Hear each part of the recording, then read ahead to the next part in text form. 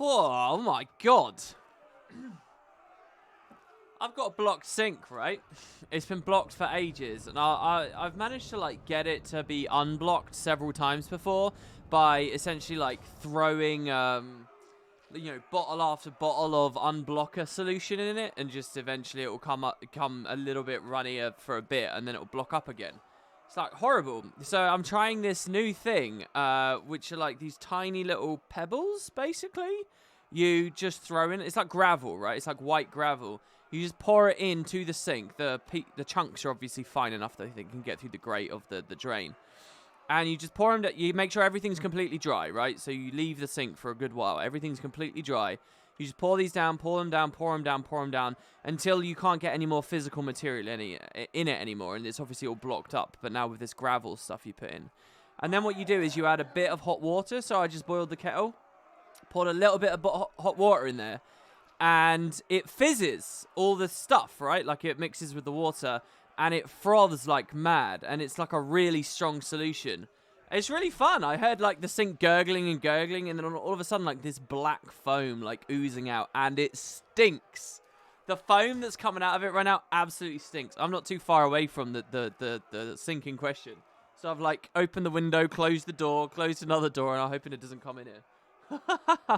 So yeah. Anyway, let's get in game. Drakar should be spawning now, I think. It's scheduled at 5, right? So we can see how that's doing. I want to jump over some shockwaves. Now, yesterday we did start the Bone Skinner. If you guys missed yesterday's stream, you should really check it out, because I was very impressed with the Bone Skinner fight. Like, it's a very real fight, and there's achievements, there's reasons to do it. I'd actually say it's harder than some raid encounters. I compared it to Cairn difficulty, but I don't really know since I haven't played it too much. After the stream yesterday, I actually went back and played a ton more of it. I never really even made that much progress the whole way through, which is really good to me. I quite enjoy that. It feels like it's some real content there. So, seeing the difficulty level of it, and probably the coordination you want, to a certain extent, or at least control over everyone's build. I'm not going to try to do it on today's stream. We might go back to the Bone Skinner, but I've still got so much to get in this release. Like, ArenaNet added so much that I'm happy to do other things. You know, we'll find some logging events, and we'll see when this meta triggers. I mean, it totally should. Let's have a very quick look here. Icebreed Saga, Bureau Marches, Drakar World Boss event with Otto, 5:05 PM UTC. Alright, Otto. No, really? Alright, look, I'll join the other guy's squad with no one in it. Hey, buddy. I'll be your friend. You guys can join me as well. I'm appearing offline, but if you just type /squad join list, you can totally get in, and we'll do our own Drakar with hookers and blackjack. It'll be brilliant. Did I read your comment about the Drakar boss fight? Intentionally trolly it was. I want your thoughts and responses. I don't think so, dog. I'm not sure. Did I? So yeah, I hope you guys are all having a good day. And I guess the meta doesn't start for a bit, so I'll see if there's a login event. My day's been really weird, and my night last night was really weird as well, because obviously I did do this big channel update, and I just saw someone in chat said they're only here really to hear me respond to it. It has been really, really weird. And I feel like I'm still sort of in the middle of it, you know, as it sort of swirls around me. I feel like this is all going to be very self-interested and like whatever, but I don't know. Realistically, okay, I don't really consider that video to be news, in as much as I personally haven't really had any revelations, and I personally have been in a position many times before where I've covered Guild Wars 2 in tandem with other games. A big part of that video that I made, I was trying to remind people of that, right? So in a way, I kind of feel like it's not news, and there's nothing going on, right? Like, it's just, once again, hey, I slacked for 3 fucking years. Sorry, I'm a lazy failure of a human being of a slob. I'm getting back to it now, so yeah. And if I'm spamming you, like, basically, I made that video because I really don't like trying to broaden my reach a little bit, but getting those, you know, those little snipey comments that are saying, oh, why isn't there much Guild Wars? I see 5 Final Fantasy videos here, and you only did 1 Guild Wars. What's going on? Do you hate the game? Are you quitting the game? blah, blah, blah, blah, blah. Is Guild Wars 2 dead? Like, that happens every single time, whenever and so I kind of just wanted to make the video. I was talking to a friend about this just the other day, earlier today. He said, oh, the title was a bit sensationalist. It is, but I'm also very serious. Like, I don't want to deal with that. I want to be enthusiastic about whatever else I do. So, do you know what? Look, if you don't like the spam, just leave, please, please. That's why I made that video, really. It wasn't that it's really, like, some new big phase in my life, necessarily. It's just, hey, let's stop being lazy. That's kind of how I see it. Or saw it. But I don't know. I guess because 3 years is a long time, right? Like I said, 3 years since I stopped not Shadow the Tomb Raider, Rise of the Tomb Raider. 3 years since Visual Wood ended. 3 years that I just, you know, since POF, basically, just before POF came out and since POF, I've been just wholly committed to Guild Wars. But it's just kind of getting back to the majority of years that I was on the website. And maybe it was a really important video, because like I said, when I opened it up, I bet a lot of people follow me now, and they don't even know about those earlier years, or they don't really think about them, you know? But they're there. So that's what the video was to me. Just kind of like, hey, for the real fans. I thought it'd be boring to people, really. I mean, look, and this stream as well, I think is going to be boring to people, because I'm just rambling. It's not I assume most people at this point, if after 3 years, right, I haven't done much, or 2 years, if most of what I've been doing is Guild Wars, let's be honest, how many people are interested in me talking about all that other stuff? It can't be many, right? So I just sort of wanted to sit those people down and say, look, I'm trying to focus on you a bit more. But the video has had a huge response. Like, in terms of viewership, it's about on par, right? It's actually kind of funny. That video has been more viewed than the news video about Guild Wars 2's recent communication. I do have the dialogue muted, but we listened to it last stream. Actually, I never listened to the starting stuff. I'll get back to my discussion in a second. May not be your own. We don't know how often she'll speak. Whatever. I'll resist the impulse to be a nerd for a second and just finish what I'm saying. Yeah, the video actually got more viewership than ArenaNet's big communication about the thing, which is funny to me. It does say that there's a lot of people who are kind of on the fringe of watching, but they just don't anymore because they fell out of love with Guild Wars, but they are still subbed. And all those people are still around even after all that time. So a lot of people did watch it, but it wasn't just really the viewership. It was, the thing is, the viewership's okay. Most Guild Wars 2 viewership stuff is going down. That's what I was trying to say in the video. I didn't want to labor the point and depress everyone. But if you really look at like the state of the videos and like how irregularly I do them, you know, we're talking about a new patch used to easily be 30, 40. It's now like 15, 20, right? In the first X amount of time. So, you know, there is drain there. There really is. So that's drain. But the viewership on this was kind of like as if there was no drain at all, which is really cool. Anyway, it's not really about that. It's about the response. Like, have you guys seen the amount of likes on that video? And the comments. There are like nearly 1,000 comments. Most of them walls of text. And I have to be honest, I'm sad enough and unproductive enough that yesterday I was just reading them constantly. Like, I'm pretty sure I've read every single message that appeared there. Like, every single one. A few people gave some hard truths. You know, some people were like, look, WP, this is all well and good, but the reason I don't follow you anymore is because you're too, like, holier than thou. You know, you're too arrogant or whatever these days, which is definitely more of a Twitch thing. It is, I've tried to explain this before. It's kind of my sense of humor to a certain degree, because I don't know, people like the dogmatism and the cold hard rantiness, but that's not really necessarily what my true measured deep down self on the inside is like. But anyway, you know, that was important to hear. Some people point, look, it's not just Guild Wars 2, it's like the kind of stuff you do. Where are my lore videos?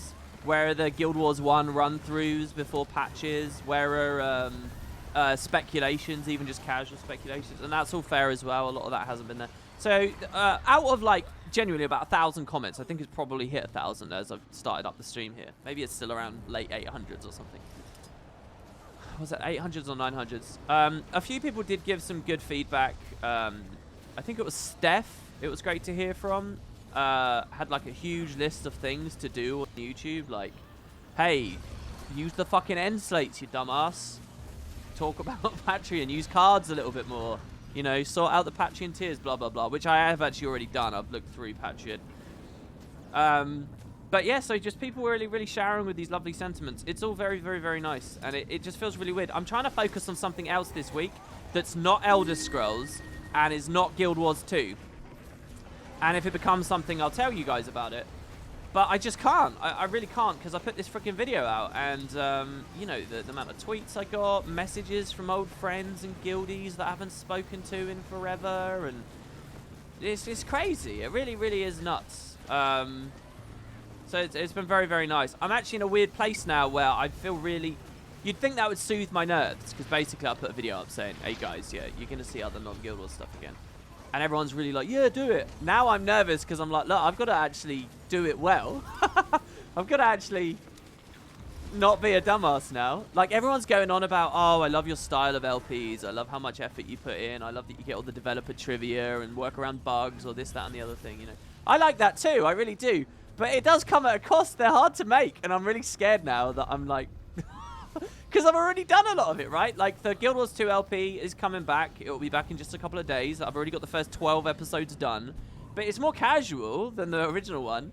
And the start of the Elder Scrolls stuff is just literally a couple of hours away. When I end this stream, I'm going to segue you guys straight into the start of the Elder Scrolls. Like, you can think of this as a pre-show for the Elder Scrolls if you want. Like, literally, I'm going to live it. I'll put the link up for you all before I leave Twitch. So, yeah, and I'm scared. I really am. Like, people are, like, really talking way too big about me than they should, really. And that's not, like, some feigned humility or whatever, really. It's, like, people need to maybe relax a little bit, because I'm not like some god that's going to really hit these expectations. So, yeah, anyway, we'll see. You know, it's already made. This is one of the things, you know. If I bulk a ton of stuff out, like, it's done. I don't have to... like, imagine if I did this video... and I hadn't already started the progress. I already suffer from, like, analysis paralysis and, like, not getting started on stuff because I want to do it the best way possible, and then I just never end up doing it. Imagine if I hadn't started now. I would never have the balls to do it. Never. But I'd be caught, like, between a rock and a hard place because I wouldn't have wanted to lie to people and stuff. So, yeah, it's been really, really, really nice. And, you know, you got 20... Of the plans, let me just be very clear, there are 25 videos that you will see. The next 25 days in February, every single day will have a video. And if you look at your calendar, that means that all the way up to March, you're guaranteed daily videos, juggling Guild Wars content and Elder Scrolls content. And that's already done. And what I'm working on right now is March, yeah? And then if Guild Wars news comes out, I've got time every day to talk about that. And I'll be here live with you on the streams every day. So that stuff's all fine. But yeah, February is sorted. Except that I kind of messed something up as well. And that's... I made the videos, and then I sort of... I was squeezing them out, right? I was like... It was the end of the night on Sunday a lot of times. And I was like, oh, just get the last arena video done. Okay, good. And then... I called the job done, but it's not really, and I've realized that today, because if I want to do cards and end slates and unique descriptions and first comments and scheduled uploading and proper tagging and nice thumbnails for everything, I have to make all that shit, and if you're doing like 24 of them at once, like, it takes a long time. So I've just been sitting there doing that today, really. And I still haven't even done the Guild Wars stuff.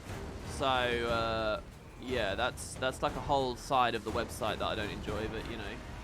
Right, I'm not going to worry about... Oh, I'm only here on heals. Yeah, I'm pretty much useless. Sorry about that, everyone. I should have come here on my Firebrand. I'm on the healer because I was obviously at Bone Skinner. And playing like a heal Ellie is kind of good for lighting torches and stuff over there, I think. Not that I've managed to beat it. I've not even got it to 50%. I think I got it to 54 right before the next big suck phase, and we never got any further. So, yeah, I don't know. By the way, I got a bunch of subs. Did I miss that? Yeah, and I'll tell you what as well. So, I've talked a lot on this. I can't remember what was in the video. I've talked a lot on the streams recently this week about my finances. I've whined a lot, right? I don't know how much of that appeared in the video, but basically I paid tax here in January, and I had a really good look at like what's actually been happening with Patreon and all that kind of stuff, and realized I lost like $250 this month alone. overall I'm earning half of what I once upon a time was. There's all these really scary fucking things going on. I hadn't really been wrestling with that properly when I wrote that channel update, so I don't really know how much is in there. I think I edited a little section in.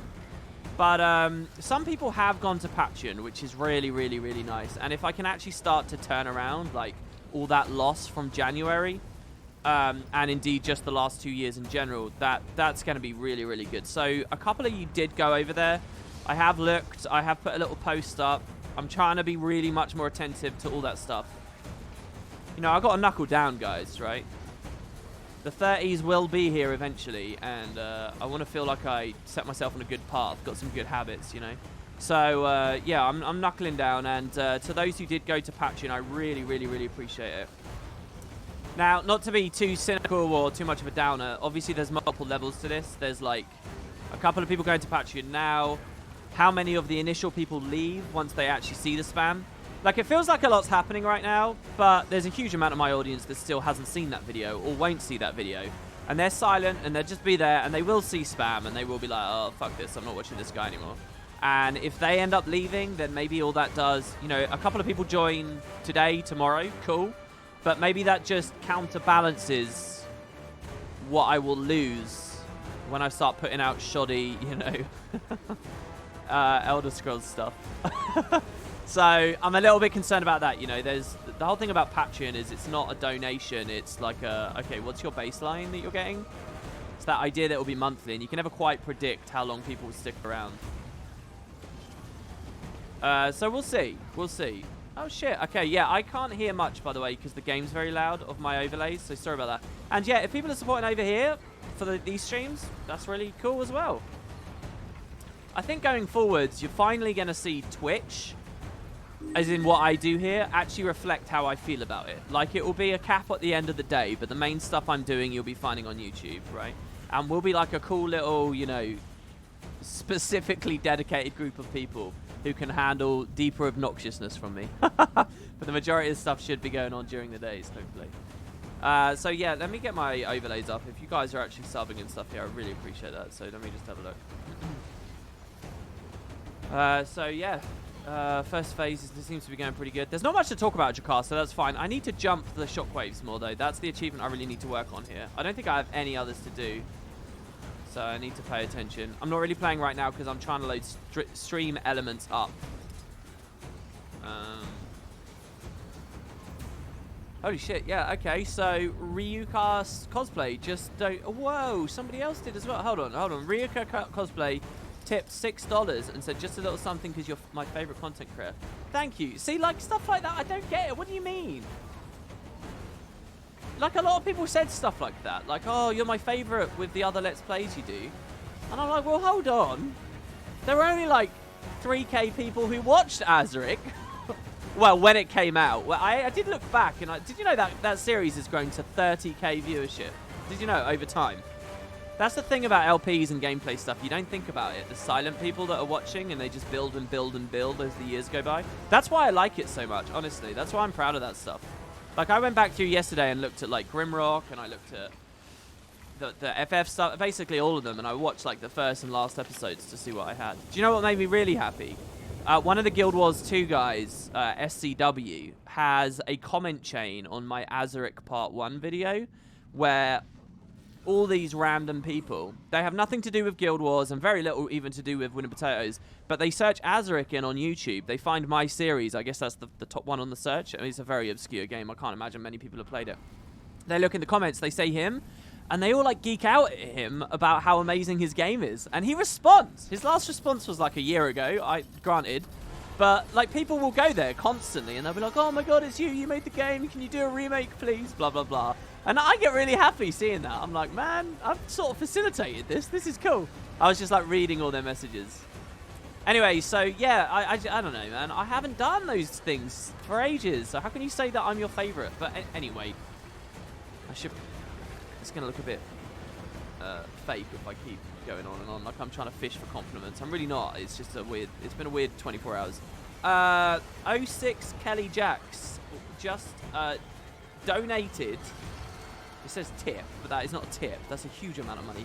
$65.40. That is fucking nuts. That's also a really weird number. I'm wondering if you did that from a different currency, maybe. That is really crazy. Thank you so much. They have a little message, and they said, I've been sitting on my thumbs for probably over a year saying I'd support you. Patreon sub probably incoming soon. That's so sweet of you. Thank you very, very, very much. I have a, like I say, a few people have already gone to Patreon, and that's cool. I do have a dedicated Patreon video that I already made that you're going to see later in the week, right? And in that video, I say something, which I'll say to you all now. Don't just take my word for it, right? Don't just listen to me saying, oh, I'm going to do other games, and I've got 24. See if you actually like them, yeah? Don't just... I'm really scared I'm going to disappoint people. Don't spam me with support before I actually prove it. What I'd rather you guys do is literally just like watch the stuff over the coming month, year, right? This is how I mean to go on. We'll assess it as it goes along. And if you watch something you're like, yeah, that impressed me, that was pretty good. Or if you watch something 5, 6, 7, 8, 20 days in a row and you're like, yeah, that's good. Just keep it in the back of your mind somewhere and actually maybe have a decision at some point. Don't just like listen to BS. The world shouldn't work that way, and I don't want to like be a part of the world working that way. Does that make sense? So thank you. And hopefully I'll explain that. I mean, the video is meant to get people to use Patreon, and I have that rant in there about how you shouldn't really come unless you see what I do first. But I do think it's smarter, so I don't know. I'm trying to be honest. We also had a Prime sub from Man Livanero. Again, thank you. $60 is wild. That's no small amount of money for me. Like, really. So that was a Prime sub. Thank you. Chiller did a Prime sub. Who said, I'll watch you no matter what you do. Great content. Thanks, man. You to Blimp. Hey, WP. Enjoyed the channel update. I really enjoy your LPs and watch them every now and then. Hope everything works out. I'm going to spam jump here while all tabbed. Ratchi said, resubbed. Thanks for the update. I look forward to what's to come, and I hope it will work out for you. What I might do, since people liked it, I might do, like, regular channel updates. I'm not committing to that. But maybe, like, once every 2 months or something, I'll be like, okay, guys, so we're doing it now. Let's see what the viewership's done. Let's see what the subs have done. Let's see this, this, this, and this. Do you know what I mean? Oh, another concern of mine. Cool, we got this. Nice. Another concern, I'll go in the first gate, and I'll hide in the last one, like people said, but not for too long, because we get bronze. Another concern of mine is this. Listen, I can't do everything right away, right? Like, I've heard about 100 friggin' game recommendations in series. Right now, it is just going to be Elder Scrolls stuff, alright? That is what we're starting with.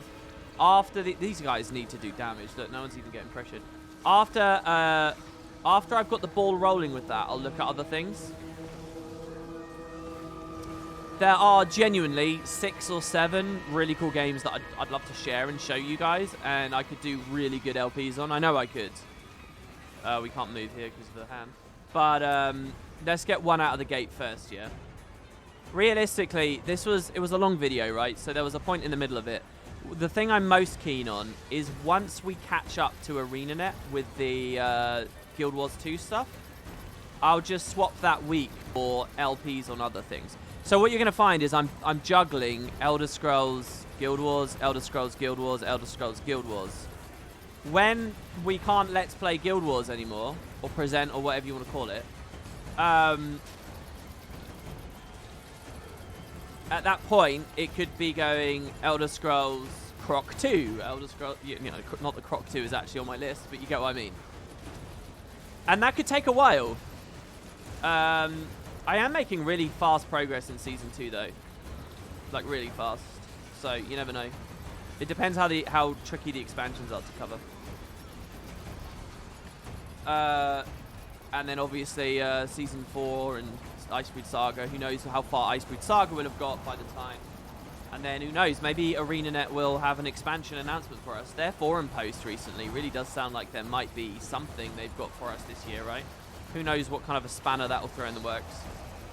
Here, I'll make a prediction, all right? Based on previous trends, here's the prediction.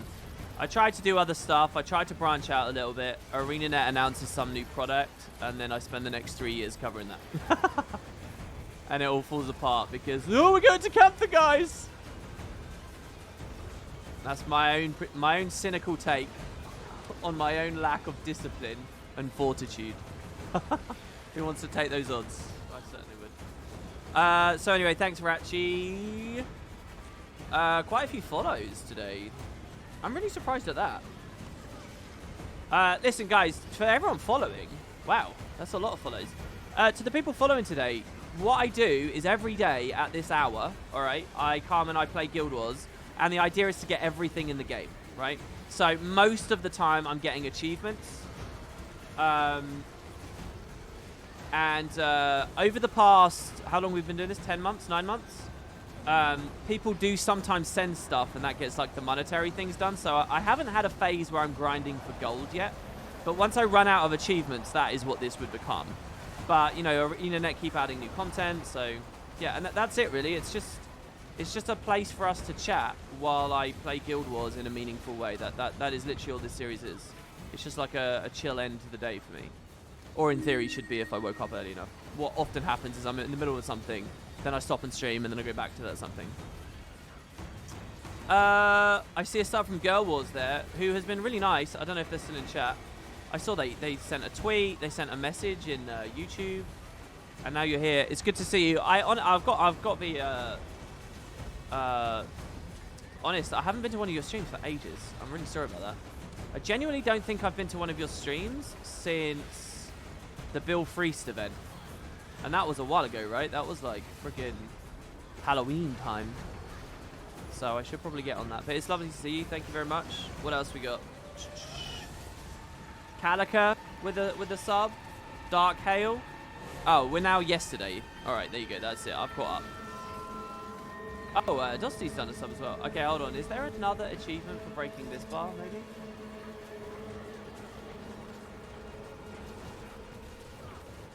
Or for just using the special action. Thanks for the sub, Dusty. Chicken Burrito 76. Atrophied. And there you go. I caught up. Cool. All right, I'm back to chat now, guys. Sorry about that, but I do feel like people deserve their due. So yeah, it's been cool. I'm feeling really positive as well at the moment, which, you know, nervous but positive, which is good. You know, I'm gonna bum you all out right now. Okay, I've got a really sad story, like really sad. Okay, ready? My nan was before I moved out. My nan was was living at my family home, and she got very, very ill, right, and eventually passed away. And when she died, we went and grabbed a ton of pictures of her for her funeral, obviously, right? And what was crazy is in the pictures, she looked like a different woman to the woman I had known for the past like year or so. And I was like, what the fuck? She looks completely different. And she was much fuller in the face, and she was smiling a lot more, and she was all these things. Now, what was really interesting about that to me was how much she had changed, how much she'd become emaciated and, you know, struggled, right? And how much of her demeanor and her mannerisms were being culled away and altered. And I never noticed, because I was living with her at the time. So I saw her, she couldn't live on her own anymore. So I was seeing her every day. And obviously I knew the fact that, oh, like, this is happening, this is the illness, we don't know where it's going, blah, blah, blah, blah, blah. Like, you can know those facts, but you don't really see the difference day by day. And it was a complete fucking mind blow when it came to the funeral. I was like, whoa, that's my nan. Where has this woman been? Like, what? And it was, like, really weird. It was like I'd been on drugs or something, and someone had, like, pulled the wool over my eyes for months and months and months on end.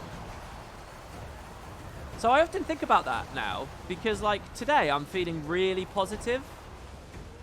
For obvious reasons. Everyone's been really nice to me, and I've just got to wank off over myself for 24 hours. Who wouldn't be feeling positive after that, right?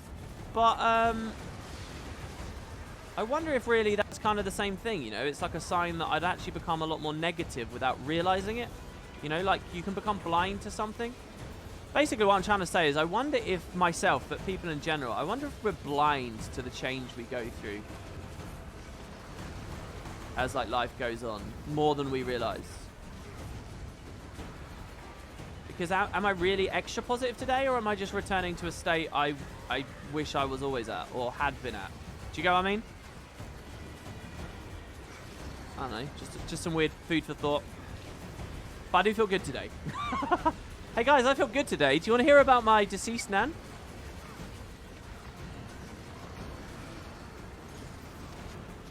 It's going to sound weird, but you know about this because it was the same day Matt got robbed. Oh, was it that same day? Oh, I remember that. Yeah, because we didn't stream on that day. So yeah, that's weird. That's a split in the timeline right there. Yeah. For people that never listened to our old podcast, there was, we did them very well, like weekly, like we were very, very regular. That was mostly Matt. He was way more diligent about that stuff than I was, which was very good for me and very healthy for me. But, 1 week we didn't do it. I had the funeral going on, I guess. And that 1 week we didn't do it, some guys chose to break into his house because they thought no one was there because there was no car in the front drive. And they broke in at the exact hour we would have been streaming. So like every single week at that time was streaming, was live. You know, this isn't like our other projects. This was a live project. And then the 1 week we happened to not be doing it, these guys break in. It was basically by a very narrow margin. There was every opportunity for these guys. We could have been live doing a stream. In another timeline, we were live as some people came in and like would have threatened him with a gun or whatever. It's really weird to think about that. I almost forgot that little detail, but that's very true. That would have gotten views. Oh yeah, that's the bright side.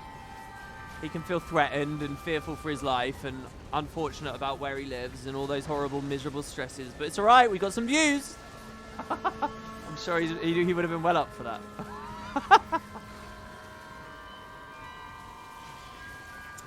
You're so happy today. You got a snow day from work. You're playing video games, you're getting high, listening to WPP positive as fuck. Thank you, Oklahoma. Well, I hope you're enjoying yourself. Alright, I've got to come into this one. And we kill the boss, and we wait a bit, and then we try to not be a numpty. That's the idea. If I miss any of your messages in chat, you can, or should, I would really encourage you guys to repost them now. Because then I can actually see what I missed. Looks like chat slowed down a bit from earlier while I was just rambling away. But yeah, I just do want to stress, I read all of the comments. Really, I am sad enough that that is true. I did read them all. The only ones I might have missed is like an obscure reply to an equally obscure other thing. So there's nothing I can mouse over showing my like loss of participation or anything like that. Hey, I've got an idea. I'll wait until this says 5 minutes flat. Then I'll go in there and I'll just hide at the back a little bit. That way I shouldn't lose progress or anything. When I started watching you, you talked about your brother, so Nan is absolutely fine. Alright, there you go, it says 5. What do you mean? Alright, we didn't refresh there. Did I need the combat break? I think I needed a combat break.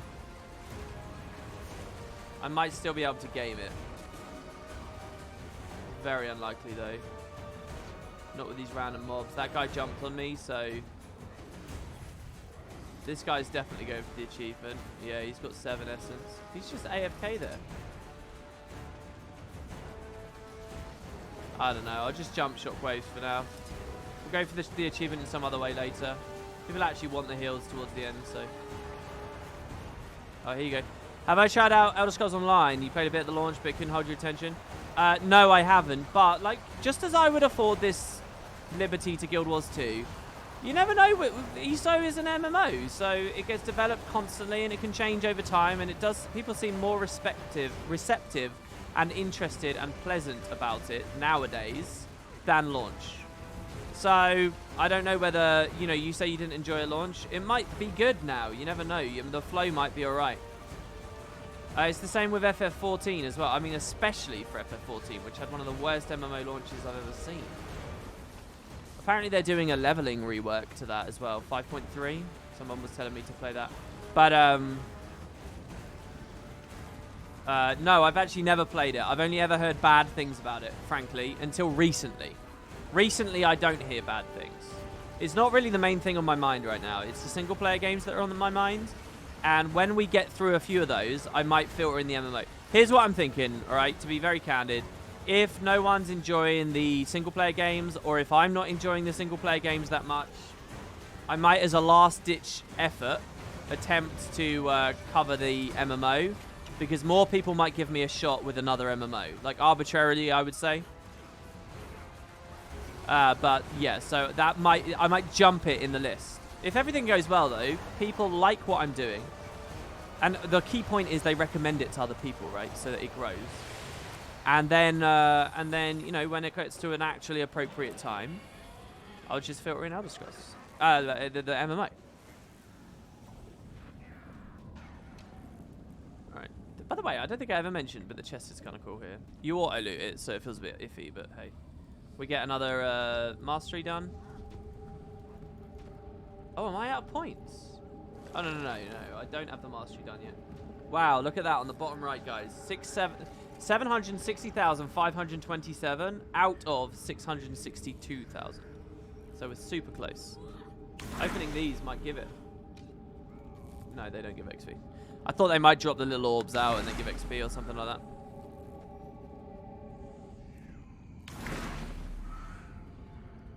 Uh, 5.2 is it? I thought it was 5.3. 5.2? They worked on ESO very consistently over the years. Same can be said about 14. This counts when it comes to MMOs. Even if you don't achieve stellar results, it creates a sense of goodwill and trust, something Guild Wars 2 is lately failing to do, despite the fact that it is in many ways a better game. I think you probably said that quite well. Yeah, you played the beta and it felt like a slow-res Skyrim. Look, guys, to everyone really judging ESO or FF14 or any game, really, an MMO, like a well-developed MMO, you've got to give it the same benefit of the doubt that you would give... do I really not have Raven's Flight? That you'd give Guild Wars 2. I see Guild Wars 2 as an extraordinarily different product to the one that released. In many ways good, in many ways bad, but a very different product. So I have to assume that these other games are like that, and I really wouldn't cling to any beta impressions. If you can help it, anyway. Maybe if you played them recently.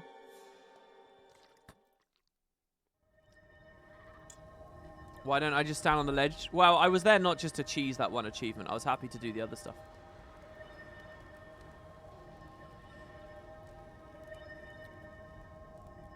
You needed to die in the mini-boss room to reset it, or to go in just once. Oh.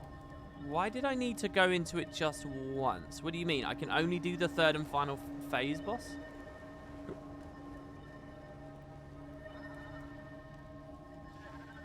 Thanks very much for that, Ratchi. A blind playthrough with no lore or trivia? We'll see. I mean, I don't know how much I personally would be proud of that, which is why I get a bit nervous about it, even if I would get some people watching me.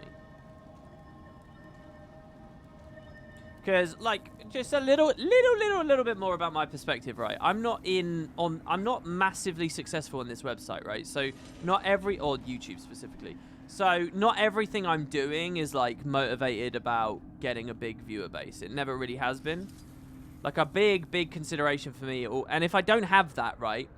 If I'm not like, basically my point is, if I was gonna sell out and just go purely for what I think people want me to would watch, right? What can I get away with? If my mindset is just that, I don't actually care about the videos. I just care about people watching them. If that was my mindset, you know, because I'm chasing money, basically, is what most people would do, I would really want to be getting a big reward from that. As it stands, I'd rather be doing stuff. I don't mind if I don't get a big reward, right? But as long as I'm moving somewhere and I'm proud of what I'm doing, that's all it is. I want to feel like I'm growing in some way, and I want to be proud of what I'm doing. And obviously, this is sustainable and all that kind of stuff. So that was a hell of a bit of starter right there. So yeah, you know, I like all the nice sentiments and stuff, but I'm probably not going to do stuff that I'm not really proud of, right? Not really. Not unless it's like a bottom line, hey, this is my bread and butter. A bit like news videos, right? The bone skin is bugged. The aura was doing like 5k ticks of damage and is almost impossible to do right now. I was with a group progressing for what felt like an hour without realizing. People were making lots of Scourge comps to do it. Yeah, there is definitely a bit. After he does the suck animation, it looks like a permanent field is coming up. Like one of the lights permanently goes out. And like you get double overlapping fields. So unless you do something really cheesy and like basically not fun and a shit comp, I don't really think he's very doable. And just another reason why I kind of don't want to do it on the stream here today. Dude, where are all the logging events? Where is everything? What time is the new video coming out? I will post it while I'm live on Twitch here today. I will do it. Dossie says it's a trade-off. I'm having such a shitty year, so you can have a good time. And it's only going to get worse. What's so shitty about your year? Did you talk about it a little bit already? Really sorry to hear that.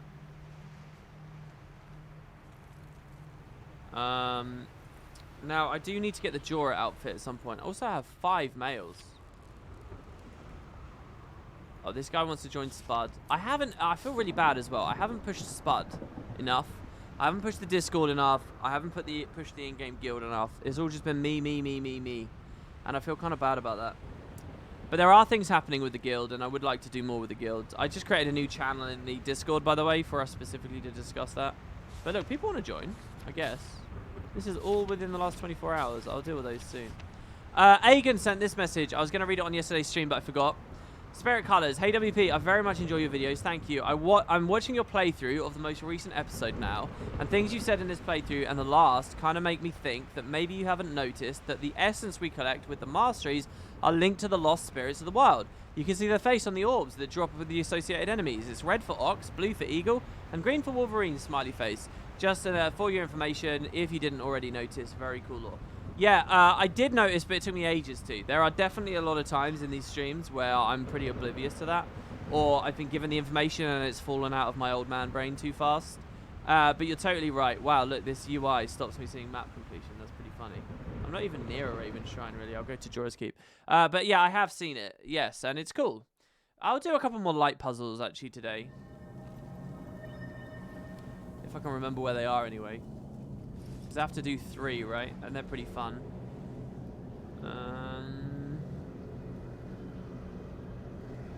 that's just strike mission for the... Wait, hold on. Did I do this strike?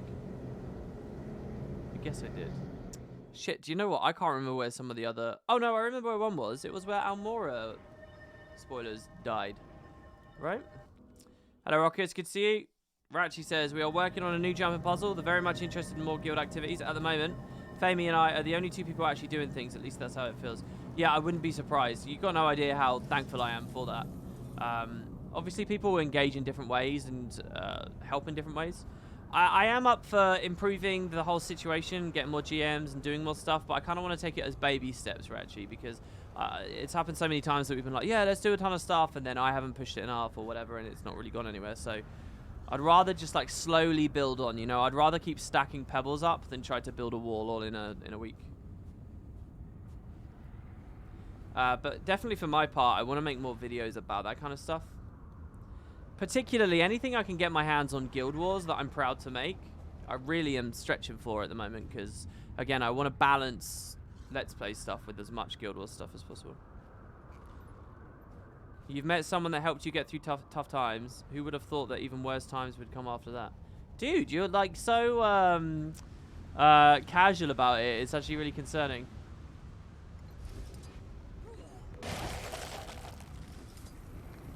I feel like when someone casually mentions something quite grim, that's more of a cause for concern than someone, you know, draped over the bed, their chest heaving while their palm facing up, you know.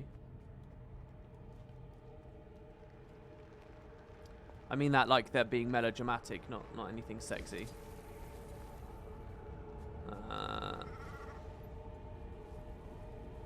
What is this? Where the entrance was? Over here? I can't even open the gates. We totally got this now, right? We do.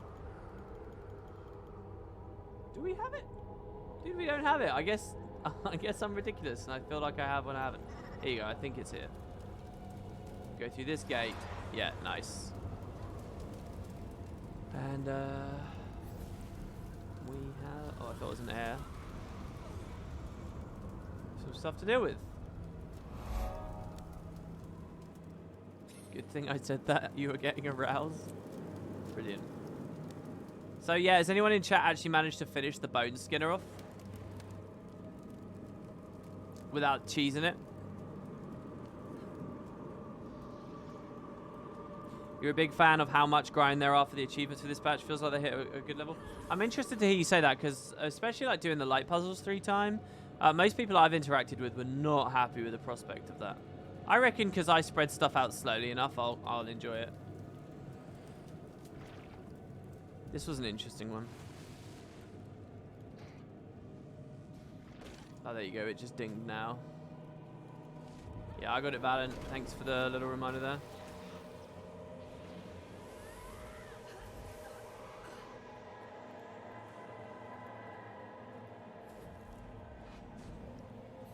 The live puzzle okay, but the 20 events with death?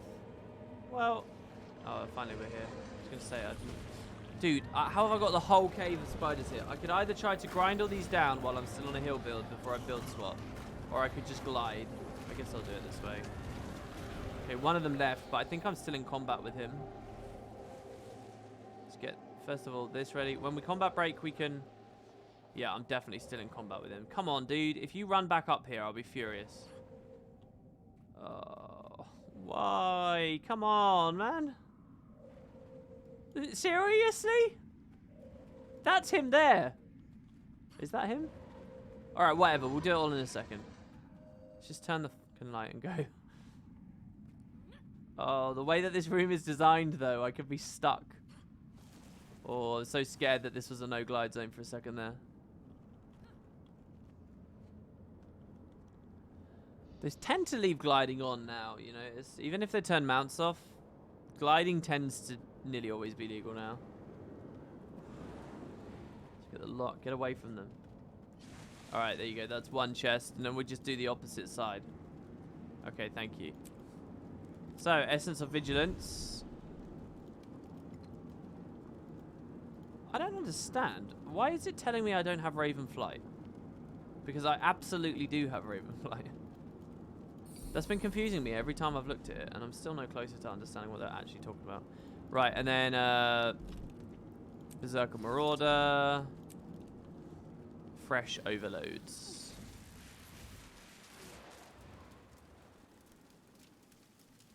Hey, Farinir, it's good to see you, man. Yeah, it's a good patch for sure. If you're playing both the two Bureau Marches patches together, I think you're well up for some good stuff. You do them every day just for the chests, for real?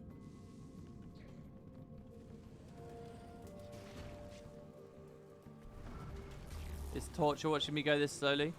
Well, look. It's some people, you know, some of us don't do it all optimally just yet, you know? I'm trying to brute force those floors a little bit too hard. Okay, I definitely didn't miss a thing.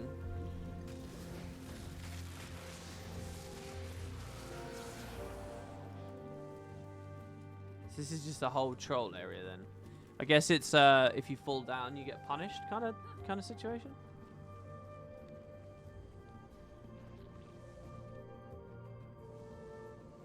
I'm gonna go towards the stairs.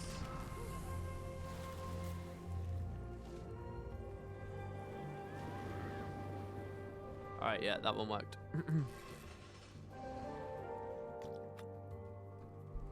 Only the 3 Raven Grates at the end of Drakar have the "you need the Raven Flight" message because they're not accessible unless the meta is active. They only lead to the boss room. Fuck! Dude, how did they kill me that quick?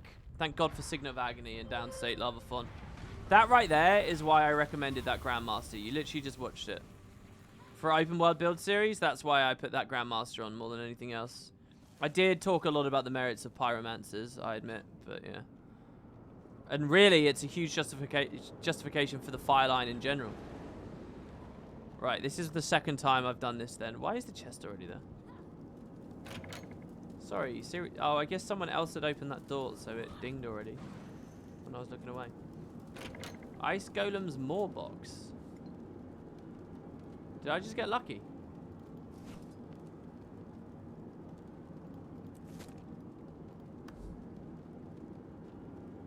Eh, 6 gold. I'll take it though. Very nice. Didn't actually know that this was in the game. Oh, I did actually. I did know. Yeah, this looks really good along with the new backpack, the Bone Skinner backpack from last patch. I really like the texturing on it. Also, I like how it's asymmetric, right? Like, there's a lot more covering your face on that side than on this side. I don't know if it will triple unlock for me. It did. ArenaNet probably didn't need to have that triple unlock. If it comes out of the chests that commonly and is only worth 6G or whatever, as far as the market is now concerned. Maybe they couldn't predict that, but yeah. Right. Now, there is another Raven icon here, but I don't think we ever get a chest on that one. So we can just get on out. You didn't even know that existed? Nice skin dickhead. How pointy is that? I would see a doctor. I mean, maybe you can dye it the right way, maybe? Hey, Cherokee, you've subbed. It's good to see you, dudes.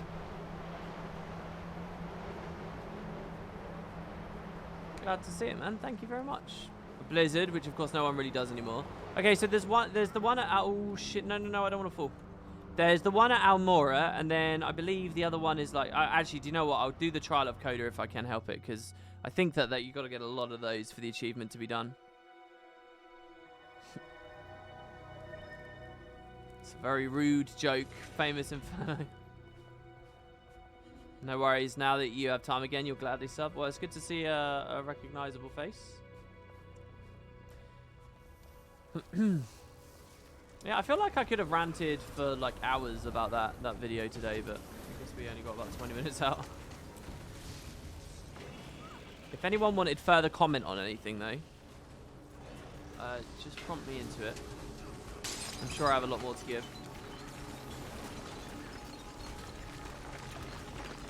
Yeah, very highbrow. We've never been that highbrow. We've just been like to think that we are. Yeah, so this is one of the escorts. I've actually never done this. There's an achievement to do each type of Trial of Coda sequel event. And yeah, I've not done this one. So the way that this one scales is the number of Codan you still have alive at the end. Kind of somewhat justifies maybe using a support build. Has the amount of game requests gone up since the video? I didn't really get game requests commonly before. You know, I never prompted people to tell me about that kind of stuff. So in that way, yes, but obviously so, I would say, because I didn't really have many before. There's been a few games in there that I don't usually get recommended that people did suggest. That seems sort of maybe they're like halfway. Like a lot of people talking about Baldur's Gate, which I'm kind of... This is not a confirmation of any kind of project or anything, but I'm kind of interested in, because I know Larian very well, because I played Divinity Original Sin and Divinity Original Sin 2. And Baldur's Gate is one of those games that I never played, but I used to sit and watch my dad play when I was a kid. He'd be like smoking a pipe, and I'd watch him play it. And so I have a really weird, like, extra hazy kind of nostalgia for that series. And also, I see it gets referenced quite a lot on Reddit. But I'm a bit intimidated by it, really, because didn't they have like 100 expansions or something? They just kept going and going and going with it? It's like a single-player RPG, right? But they added so many updates to it. And like remakes and tweaks and stuff. It went for like years. And now Larian has permission for Baldur's Gate 3. But I didn't actually get as into Divinity 2 as I got into Divinity 1. So I don't know how well... I think Divinity 2 was a more successful game, which probably helped them get the IP, or the Baldur's Gate IP. But I don't know... So it's kind of a mixed bag for me, but I do like the idea for sure.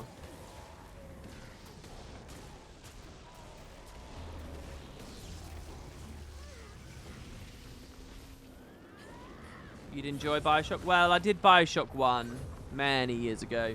Maybe I'd do Infinite. I've always said that that moment, let me phrase this with no spoilers, that moment with the water near the end of the game was like is probably my all-time strongest nerdgasm. Like a moment where I'm playing a game and I'm like, holy shit, this is a really cool... What am I looking at here? This is awesome. Like, really got into that game. Really enjoyed that moment. And the whole concluding sequence and stuff. For some people, it's a bit too surreal, obviously, and it's a bit too waffly and so on. I actually read a discussion about against Infinite, not in terms of its gameplay, which I think people have thoroughly gone over and whined about, But in terms of its actual narrative and the story it was trying to tell and what its themes were and stuff, and they were quite condemning of the game. I don't really remember many of their points, and I don't think I did much more than gloss the post, but it was very, very negative. I remember one of the things that they said was a bit stupid was it felt like the original idea of Rapture was like presenting kind of a flavor of dystopia where you take a certain like market philosophy too far. And that's cool. And then it was like, all right, so what's the equivalent for Infinite? And he was basically talking about how it never really took that subject material in an interesting way. It just got really confused talking about, you know, all these meta notions of timelines and stuff. So, and I kind of get that, you know, and I think he had a similar criticism for all the games like take or handling of like racism as subject material. You know, how much did the game kind of opens, it feels like it's going to really talk about that a lot, but then it kind of doesn't too much. Nonetheless, I do like the game. I haven't played it for years.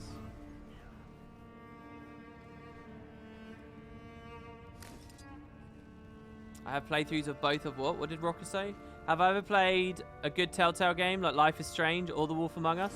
Well, Life is Strange was not Telltale, was it? It was some other people that came along and said, fuck you, Telltale. You've shown me that this is a thing, but now I'm going to show you how a professional does it. Right? That's what Life is Strange was. Yeah, and I do. I have full playthroughs with Matt on that channel. They're very entertaining. They're very, very fun. It's kind of funny. In my channel update, I was talking about all the projects I've done. And I never really included that game, but I suppose that predates 2016, doesn't it? I think that was a 2015 project. But I think that Life is Strange and Soma were probably the best games that we played over there. They were very, very good. Yeah, Wolf Among Us was also fantastic. Wolf Among Us was before we put it all on its own channel, wasn't it? Dude, did we do all of Wolf Among Us specifically on that channel? Wolf Among Us is a great game. And as a side note, also, I played Telltale's first thing, the season 1 of The Walking Dead, where you play Lee Everett looking after Clementine. That was the first and only Walking Dead. I was going to say Living Dead. Walking Dead season I ever played from Telltale. I thought they were good. I never did any of their other stuff. I never did their Minecraft thing or the Batman thing or any of that. Never did any of those.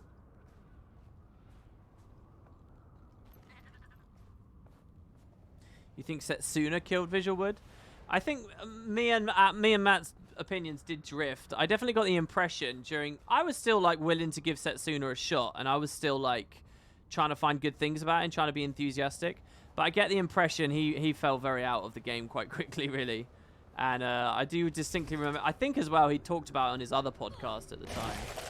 And they'd probably been bagging on it or something. And I got the sense that, yeah, we probably weren't too into it by the end. Not just him, but me too. It took us a long time to finish as well. Would I consider things like paid promotions? And if so, what would be the place to contact me? In theory, yeah. People keep telling me that. They're like, WP, got 140k subs. Get a promo. Do you know what, right?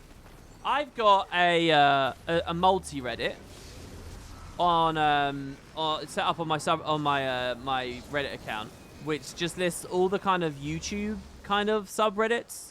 So it's like NewTubers and editors and audio designers, stuff like that, right? All the tools that anyone should really know. And anyway, people sometimes give advice and try to teach each other how they can possibly get big on YouTube, how to become YouTube famous. I almost never browse it, right, unless I'm feeling extra insecure and worried and concerned. So naturally, last week I was reading it. And I saw this post. Some guy was like, hey, here's how you get promotions at a low level of subs. And I was like, what? And this is something people look at. There was this whole thread about, like, what is the lowest viable sub count you can have before you get a paid promotion, right? Now, I don't know what you guys listening to me right now think about, all right? I know most of you are just in it for the games and the fun and the whatever, so you probably don't think about this stuff much. Not unless you follow someone who, you know, themselves talks about it a lot. And there were the hordes of people talking about how they were really looking forward to get their first their first paid promo with 100 subs. You get 100 subs, and they're like filing fucking notices out to companies and sending emails and shit, and handwritten letters. Well, not necessarily handwritten, but you know, using snail mail. Hi, I have 100 subs and I'd like your support, and they get it. They get the fucking like free products and stuff. I mean, I don't know what exactly, but that's like it happens enough that that's like the consensus. That's like the answer. The thread that I read was like, hey, I have X subs. How long before I can get a promo? And everyone's like, the generally accepted amount is about 100 subscribers. Though I had to wait until I got 240. Like, what the fuck? What is this corporate insanity that is taken over this website? And I just haven't noticed because I'm an ignorant dimwit that doesn't pay enough attention to his surroundings. It's wild to me. And yeah, I read a specific story about a guy. I think he did toys, like little kids' toys. And he didn't even have the channel running. He had like 10 subs. And he wanted to see what would happen if he went to all these companies. And he has like supposedly contacts with like Crayola and all these people now. And he was like, unfortunately, the new copper guidelines have really hit my videos. Oh, fucking diddums. Christ. Very weird. Very weird to me. So anyway, in terms of paid promos, if it was something I really liked, I'd love to do it. I've only ever done one, and it was just completely by chance almost. Sennheiser sent me some stuff out. But, you know, I don't do a face cam, so what do they really get? The fact I use a Sennheiser mic for all of my videos, most people don't know that because it's not literally in the video. They would if I had a face cam. But I was very, very thankful for that. I got a hat. I got a hoodie. I got a microphone plus stand. And I got... what was the other thing? Oh, and a headset. It was really nice. It was a cool little care package thing. But I think they just sent it out to, like, hundreds of people. And I was just lucky enough to be one of them somehow. So, yeah, I've never sought that stuff out. But, you know, I mentioned just the other day, would I be sponsored by Lion Bars? Hell yeah! It genuinely would. You guys have got no idea what, like, a fat ass I would be on YouTube if I could be. I would sponsor each episode after a different type of British biscuit, if I could. This episode of Elder Scrolls Arena brought to you by Rich Tea Biscuits. Duncan, put them in your packed lunch, whatever you like. I don't know what I'd say. I'd love it, though. That would be very funny. So, yeah, I mean, as long as it's not something horrible.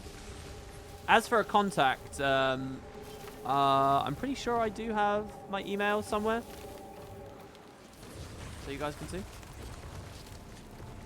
And if you guys don't know what a Lion Bar is, by the way, you're missing out. You would buy those biscuits. It reminds me, I don't really watch him anymore, but a guy who briefly attempted to cover Guild Wars 2 for a while at its launch and then got banned for abusing the Mystic Forge, a guy called Crip. He does Hearthstone stuff now. A lot of you have probably heard of him. When I used to watch him, he was trying to get orange juice sponsorships because he had a face cam, right? And like every stream, he'd glug away at like orange juice because he was like a vegan. And that was like all he drank, I guess. And it was nice fruit juice. Yeah, that's where he got a lot of his sugar for the day. So I'm not suggesting if you're vegan, you're bound to drink fruit juice. But so yeah, and his chat kind of wanted to push him into it, and he was seriously going for it. I like that idea, I really do. I think food, but the thing is, you know, I have an international audience of primarily gamers who really should probably put the fork down rather than pick one up.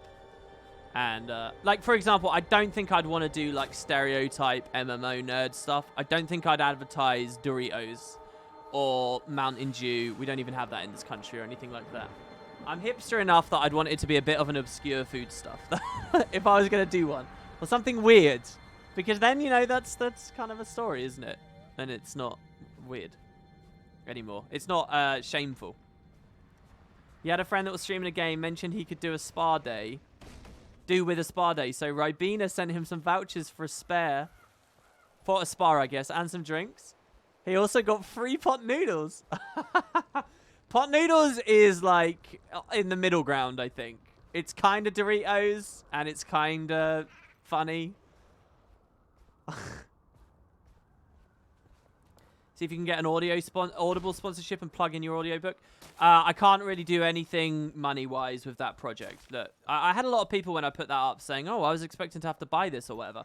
I think I kind of messed up with my promoting the audiobook because I wrote now available, which I was trying to say, look, the whole thing's there. It's up now. Go. Enjoy. But I think looking at it, if someone reads now available, they think like, oh, I can buy that now. And I can't charge you anything for it. I wouldn't want to anyway. So it's 100% free, and it will always be 100% free. Just enjoy. Like, remember, it is copyrighted material. It is not mine.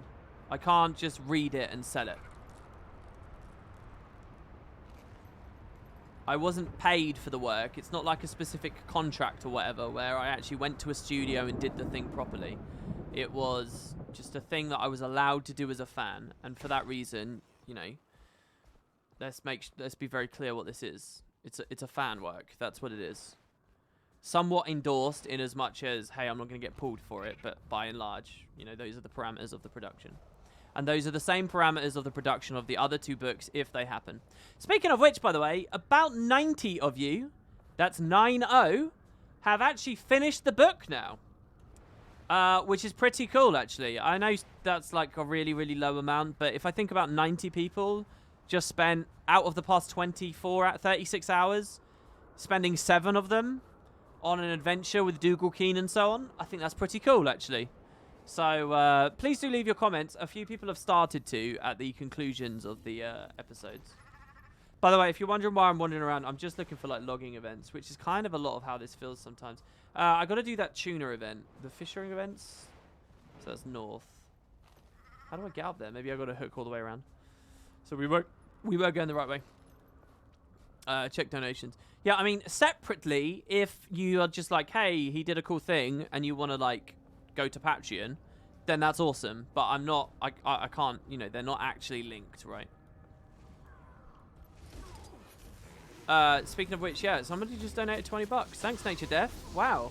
I would love PvP videos on the main channel. I'd love MMO coverage.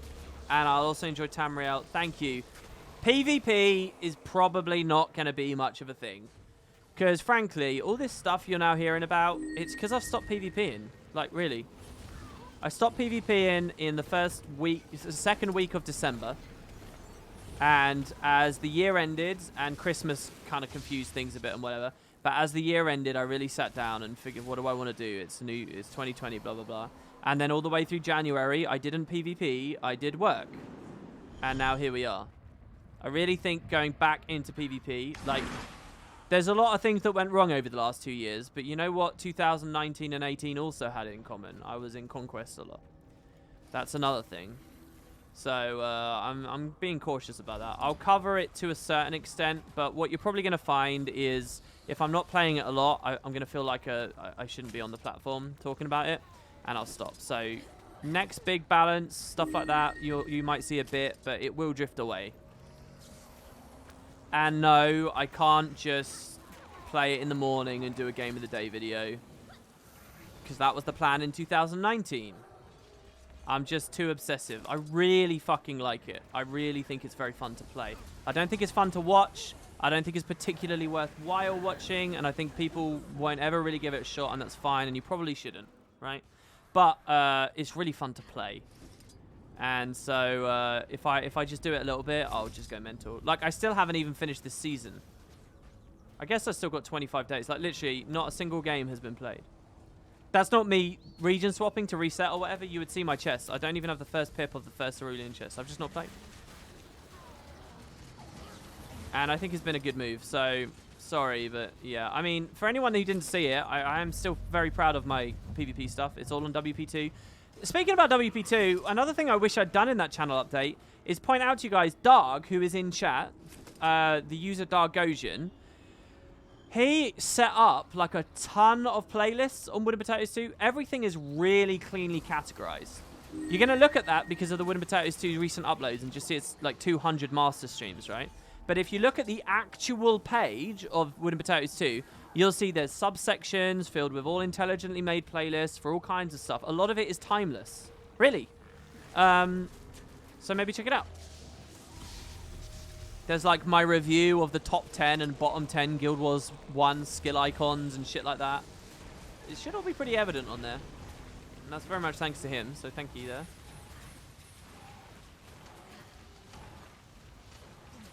DJ Summer Wolf, thank you very much for the sub. That's very sweet of you. And Rocker as well for the 3rd month. Subscribing to Twitch Prime is an amazing way to support a streamer with no extra expense to oneself. Smiley face. That's very nice of you. Thanks, man. But yeah, that is true. Look, one thing with Master is I did tell myself when I started it that I'd stop pushing Twitch Prime all the time. That was probably a mistake. Do you remember before Master, I used to go like ham with it? Like whenever there was a Twitch Prime, I'd be like, by the way, guys, it's free. And then we'd get like 6 or 7 people in a row do it. And I don't do those reminders anymore, and we don't get that anymore. But hey. Oh, it's here. It's this gate. Dude. Is this Kato? Has Kato found a way? Oh, no, it's Gulstab. Look, Gulstab is the NA Kato.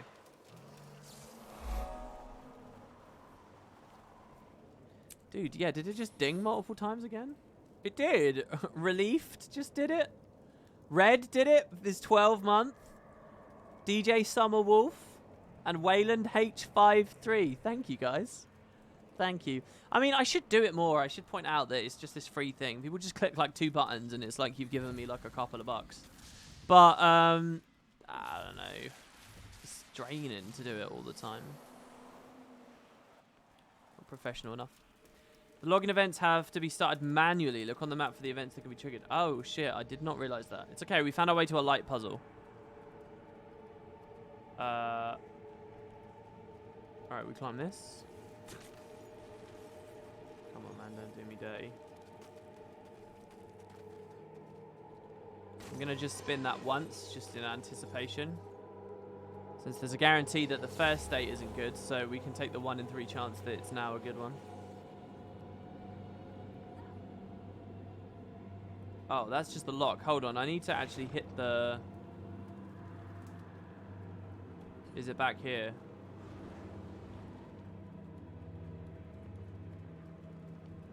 Yeah, it is. And there's a mirror in this room as well. Got to do them all. I remember this one. I actually got kind of stuck here. When I first did this, I was with Kerry, and I couldn't get through that barrier, so she had to open it for me, because I didn't have the mastery. Yeah, I got it. Thanks very much, Atrophied. I can hire Rocker as a promoter. Yeah, I just get a little soundboard that's got Rocker's voice on it, saying that. I still think doing a soundboard would be cool on this website. Alright, that's good. Perfect. And I don't have to climb higher up because he got the lock. 1 spin. Just 1 is enough.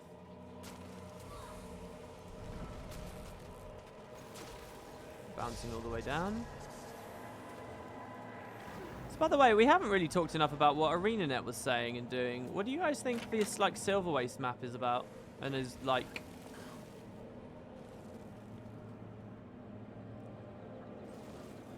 Was that news out already? Yesterday's stream? I guess it was. We never talked about it yesterday. I don't know.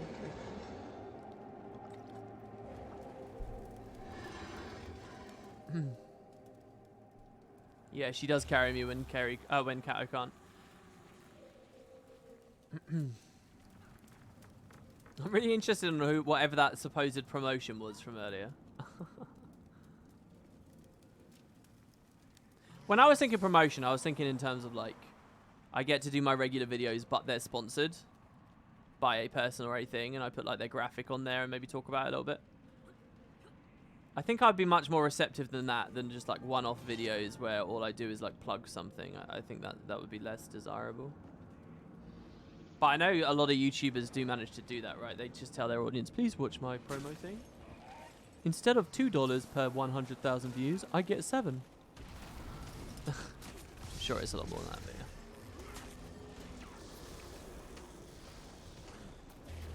We've got to get across there. Follow the pink tag. Oh yeah, this is like a trolley one, right? What happens on this one is one of the gates takes you forward, one takes you back. You have no way of knowing which. looks like I got it.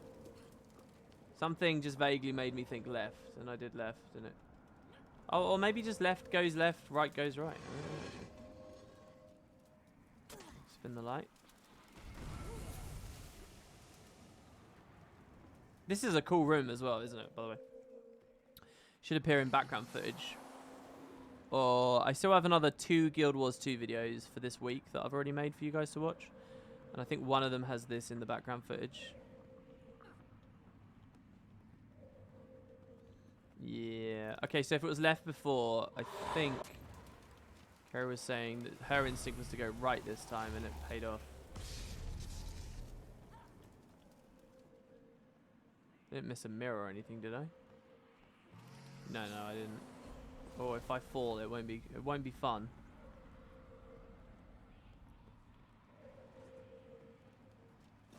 Nice. What do you think about the enemy faction will be on the new map? General Monsters, Icebreed, Flame Legion, Renegades, Charles Stronghold? I think I can't predict that until Visions of the Past. I think Visions of the Mist. What the fuck is it called? I think when we get the Visions, they will show us where Ryland is, and then that will determine where the next map is. So if Ryland, for example, gets on a boat and crashes out because a Kraken hits him in the middle of the ocean, then I'm going to guess that we have a new faction of enemies, which are Deep Sea Dragon enemies, plus Crate, and whatever. That would be my guess. I don't know. Or if we see he goes to Crater, then I would guess lots of Centaurs. Don't forget there was that moment with Centaurs on the introductory video, and I think it's a little deeper than just the voice track talking about oppression or whatever it was. So Liss does have map comp here now. I don't remember collecting it, but alright. So there's a marker down there. Let's go check that one out. It is Visions of the Past. Okay, good. Jerry did Jerry's own command. I have a false hope that the Boreal weapons are slowly going to be worked into Legos over the course of the saga, and the new map is going to add a new currency to farm that will be used in that process. Yeah, I guess that's a kind of a cool idea. You mentioning Legos there made me think of the Funko Pops. Do you think they're going to run out of supply or whatever? Do you think... Because I need to buy that. And I need to buy the... I say need. But I should buy that for the minis. And what about the Art of Guild Wars 2? Is that out yet? The new version of that? Nobody's been talking about it. I'd sort of love to do a video on it for you all. So much nostalgia lately. You hope they give us a new location? Are you really feeling a lot of nostalgia? I mean, obviously we're dealing with Jakar as a plot point, which is kind of Guild Wars 1-y, but not really. Look, I will be very blunt about this. I do not believe this episode to be any more entrenched in Guild Wars 1 lore than the general premise of including the Sons of Sparna into Guild Wars 2 as a regular part of the experience.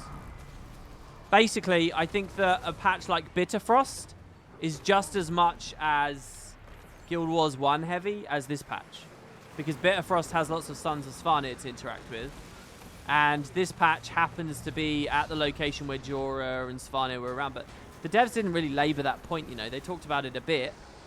Jorah's outfit's now in the gem store, but I mean, I don't really consider that to be the same. I think people have this weird impression that Guild Wars 1 did a lot more with Jakar than it did. Jakar was like an Easter egg, just a tiny little glimpse of a thing under ice that you couldn't get a real look at. That was it. That was all it was. It was nothing more than that. And the only reason we had the name Jakar was because it was just that one of the maps was called Jakar Lake. That's it. And so we just thought, hey, maybe the beast in the lake is called Jakar. That was all it was. So you're quite up. There's not really... This isn't a Guild Wars 1 nostalgia patch to me. Grothmar, certainly a bit more. The first half of Bjorah, definitely not. It's more of a mid-Guild Wars 2 thing. The Askia stuff, that's like between the two games.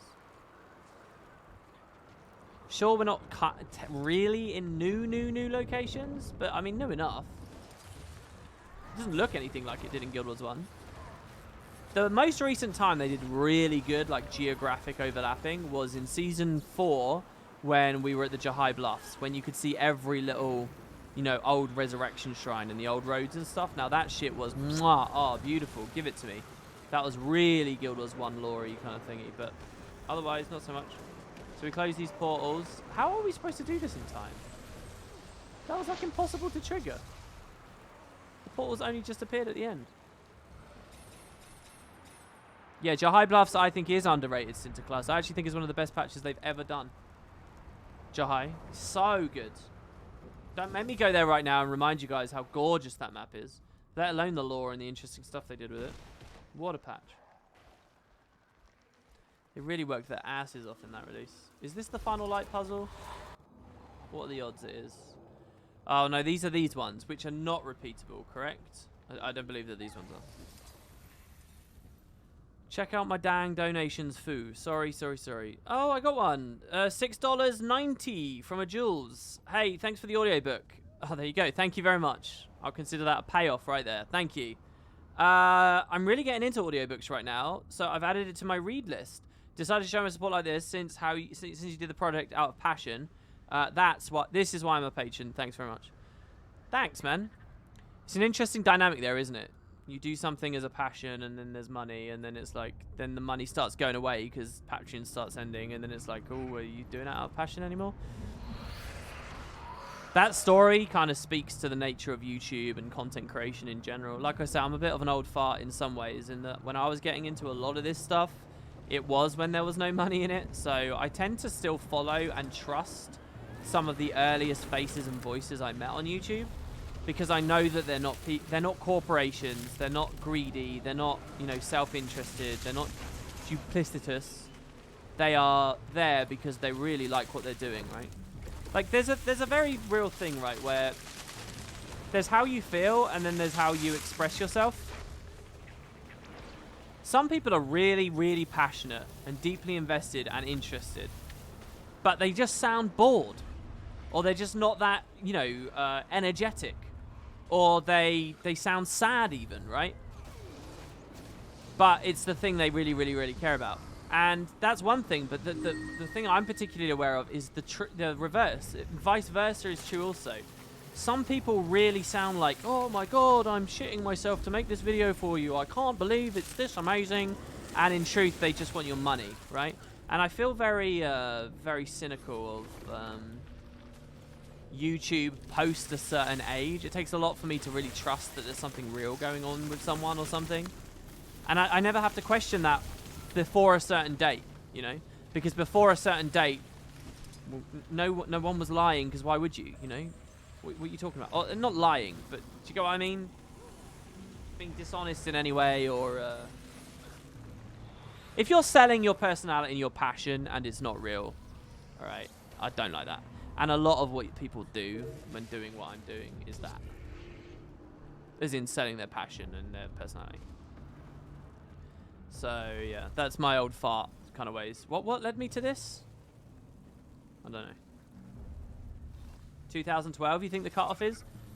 I feel like it was moving a little bit before that. But that's a pretty okay date. Maybe. I actually think about 2009. 2009, 2010. That was when the earlier partnerships were coming in and people started really widespread monetizing stuff, and the corporate wheels started turning, really, I think, in general. Around 2009, 2010. You find a Let's Play from there, there's a good chance there's a pretty good heart, or any kind of coverage of anything is well-spirited, good-hearted, decent, you know, for the experience of it itself. And vlogs and all that kind of stuff. And especially before that. Afterwards, you do start to get this kind of... this other current come into it. And of course, it's now accepted that people are on YouTube for careerist opportunities and stuff, and nobody really snarls at that or thinks it's bad. I don't necessarily think it's bad either. It's just when the two things don't align.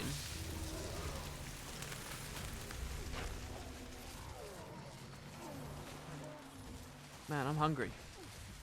Don't discriminate based on age. Well, I think it's okay when I'm talking about a fucking platform.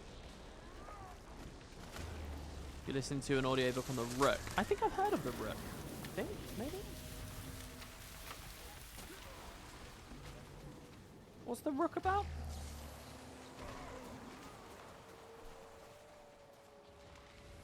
Yeah, Stephen Fry does a lot of good audiobooks. I think obviously his most famous and recognizable one for most people is his delivery of the Harry Potters. which I finally finished the last movie of the other day. Started watching those. It's kind of weird. A lot of this is to do with Harry Potter, a lot of what I'm doing right now, because I was kind of in a bit of a rut where I was just like in the same routine every day where I do X, do Y, PvP for the rest of the day, right? And then I got into reading the Harry Potter books again, and it just completely changed my schedule, completely, for like 6 days or whatever as I read them. And I wasn't in PvP at all for those 6 days. And then when I got finished with it, I was like, I actually stopped and I assessed, and I was like, what am I doing here? And that was kind of when I stopped doing the automated tournaments and stuff. As fun as it was to play with everyone, that was kind of a big moment. So Harry Potter saved me there, guys. Harry Potter saved me from PvP. Apparently they got a new, what do you call it? Shit. I was really hoping the evade frame would work for me there. Apparently they got new illustrated versions of those coming out. Like one guy is illustrating them all. Like picture versions. How crazy is that?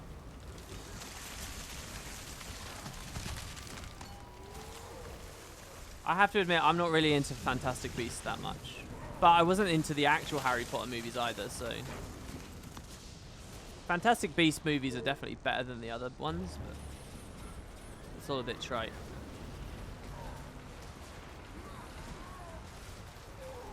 It's like drugs, you know it's bad, but you just can't leave.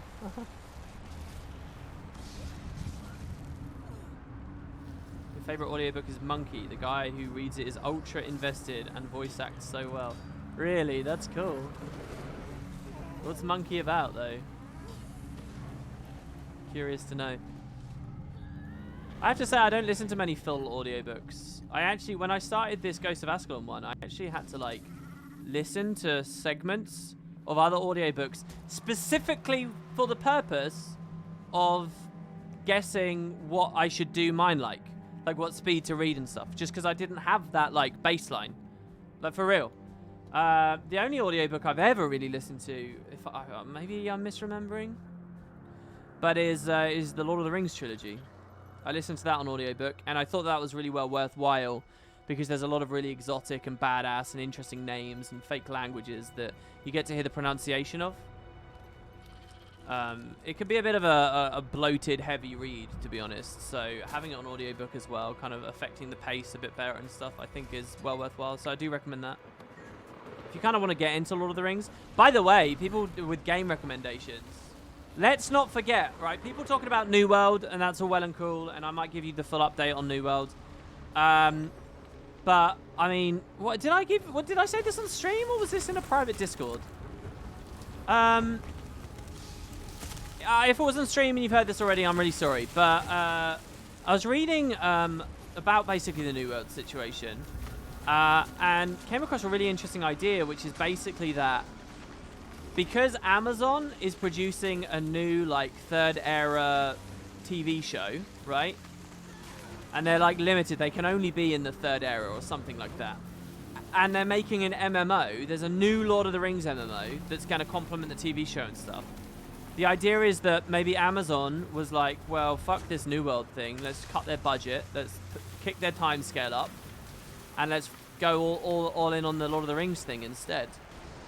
So, I mean, you've got that. Not this year, but next year. You've got so much exciting stuff with that. I'll be fucking all over that shit.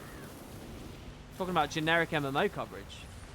Oh, it's not the third age? It's second, is it? I know that they were limited to something. I claim to be no expert. I haven't really looked too deeply, but I definitely did read that thread with it's like the theory about how the announcement of the Lord of the Rings stuff might have affected thingy. But I'll tell you what, guys. I've been to Seattle, right? Well, Bellevue, when I went out for Path of Fire. You guys should understand. I mean, if you think Amazon's a big company, you haven't really got a real sense of it until you've been there. Like to where it's headquartered. You guys should realize they have like, this is not a lie or an exaggeration. It might be slightly off, all right? But I've literally been there. They have like an entire street in the busy like city center filled with skyscrapers, And every single one of them, every office on every floor of every one of these massive multi-story buildings crowded together along a huge road is Amazon. It's just Amazon everywhere.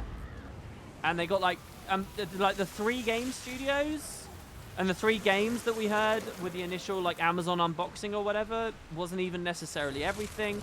So I don't know whether I really believe that they can't do 2 MMOs at once, because it does seem a bit nuts. But yeah, I mean, it is really crazy. Have I done the light puzzle beneath your car? I'm sitting in front of the Raven Gate if you want to do it. All right, I'll go over there. No, I don't think I did today. If you don't think I did, I probably didn't. So yeah, why can't they do 2 MMOs? If they're thematically different.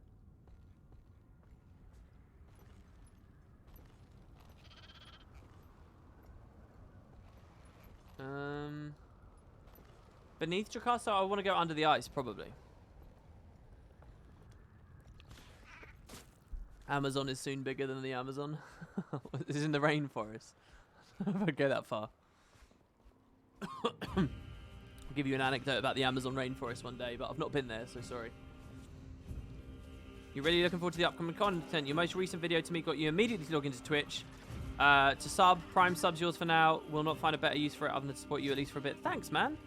That's crazy to me, especially if you don't actually really watch. I mean, you should definitely... Look, if you're not... Can I just say to everyone, if you are not giving me your Twitch Prime, you should give it to, like, people that really don't have any viewers, all right? If they already have, like, a bit of an audience or whatever, then cool. They're on their way. They've got what they need. But you should really give your support to people who are, like, 20 views or lower, for real. Because those are the people that will be... Like, the proportional happiness that you'll grant a person is nuts. Holy shit, as somebody donates fucking $67.05. What on earth is this? And you left it anonymous, so I don't know what your name is. I'm no fan of Patreon. So here, have my €5 monthly subscription for 2020. Wow, really? Is that what it's like to do a whole year? That's crazy. Thank you so much. I've always loved 95% of your main channel's content. Keep your head up and be prouder about how happy you will make your viewers. I'm thrilled of things to come. Good luck. Thank you very much. I feel like I need it. That's really lovely of you. Wow. Thank you. You know what? I wonder if a bulk donation like that is better. Because obviously Patreon, like, charges you for the platform and charges you fees. I mean, someone's taking a cut even if you donate here. Just because of the notification service and all that kind of stuff, I guess. But anyway, that's so nice of you. Thank you. Wow. I will cherish that. You guys have been so generous today. And I'll have... Look, this will all pay off in a minute anyway, because when I stop being live, I'm going to give you the full 2 hours, right? We're over an hour and a half. I haven't done the full 2 hours for like several days just because of the crunch. So I do want to make sure I give you guys a proper stream today. But when it ends... I will push you. You'll be watching Elder Scrolls in like 25 minutes. If you want to. Obviously, you don't have to. Whether Amazon nails all the Lord of the Rings stuff will decide whether I sell my soul to corporate or join the resistance only once they take over the world government. I am convinced I can make a good... with money, I could make a good budget in an indie MMO. I believe it. It will have science and dragons.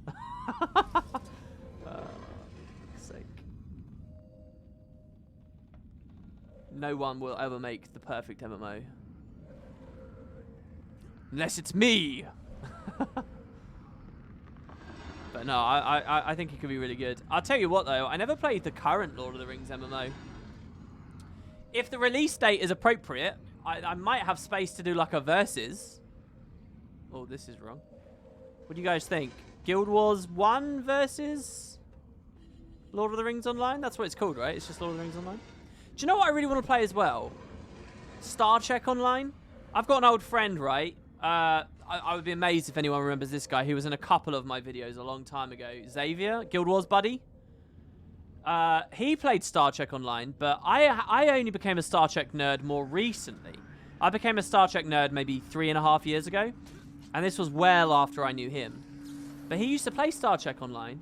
I was looking up because the guy that plays Odo died last month, just by the way, so he's not going to appear in Picard or anything like that.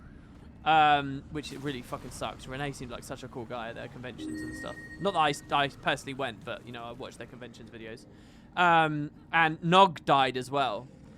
The Nog thing's crazy because he was super young and he podcasted. Do you remember I talked about this on one of my streams? I mentioned, you have to have been watching one of my streams about a year ago, maybe a year and a half.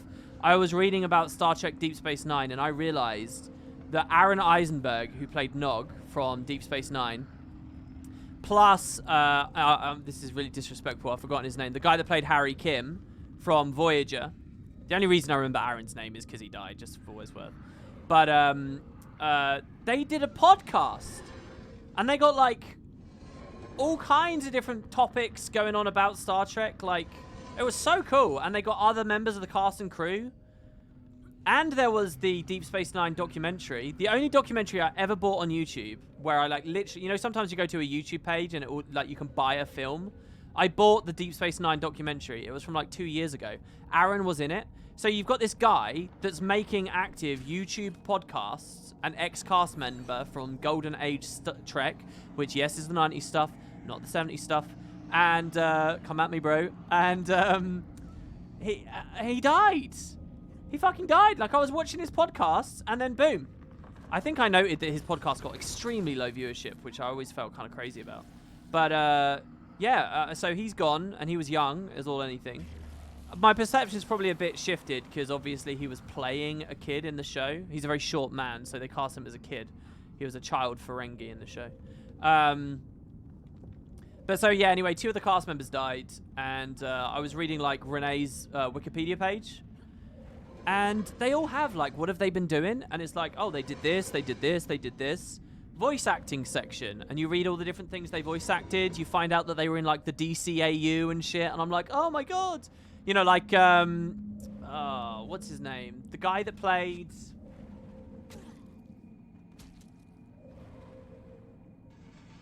He played Inspector Brunt, and he played... why have I forgotten his name? He played Wayoon. Anyway, he played lots of different aliens. He's like the Question in the DCAU and stuff. Anyway, to get to my point, you're reading about all the stuff these guys do, and it suddenly all falls apart, right? Like, they're not doing much. They're not in movies much anymore. They're not in TV much anymore. But their voice acting work continues. And it's got, like, 2015, they did this. 2016, they did this. 2017, they did this. 2018, they did this. What is this? It's fucking Star Trek Online. Actual cast members playing Star Trek, their characters, voicing them in Star Trek Online. Like, it's the prime timeline, and they have actual cast members still doing the voice. Like, way into, like, 2017, 18, 19. Continuing 90s Trek. In the MMO. Recent expansions of the MMO. Like, that's fucking cool. I would really love to play that and see what that's all about. That is very cool. It's like you could just log in and do a campaign. It's like an actual extension of the TV show. I don't know whether Picard's come along now and just made all that non-canon or something. But I have no idea about any of that. So yeah, anyway, that's another MMO that is quite interesting to me. I have obviously missed something because there's no light, even though there's a mirror. Let's go back real quick. I rezzed that guy and just... So, there's a raven. Cool.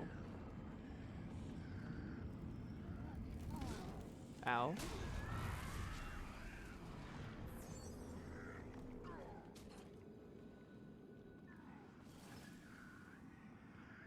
Guild Wars 1 versus Lord of the Rings would be almost exactly the same as Guild Wars 1 versus WoW, just by the way. Oh, do you think... Is LOTR just a WoW clone, is it?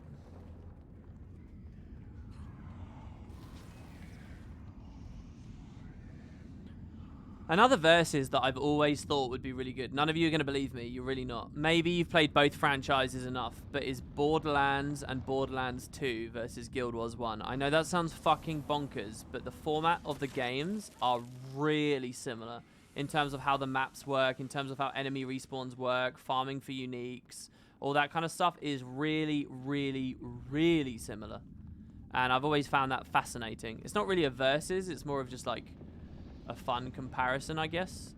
Maybe I just beat this. This light puzzle's buggy. Sometimes the mirrors forget to reflect even when they're set up right. Well, I got the chest, so...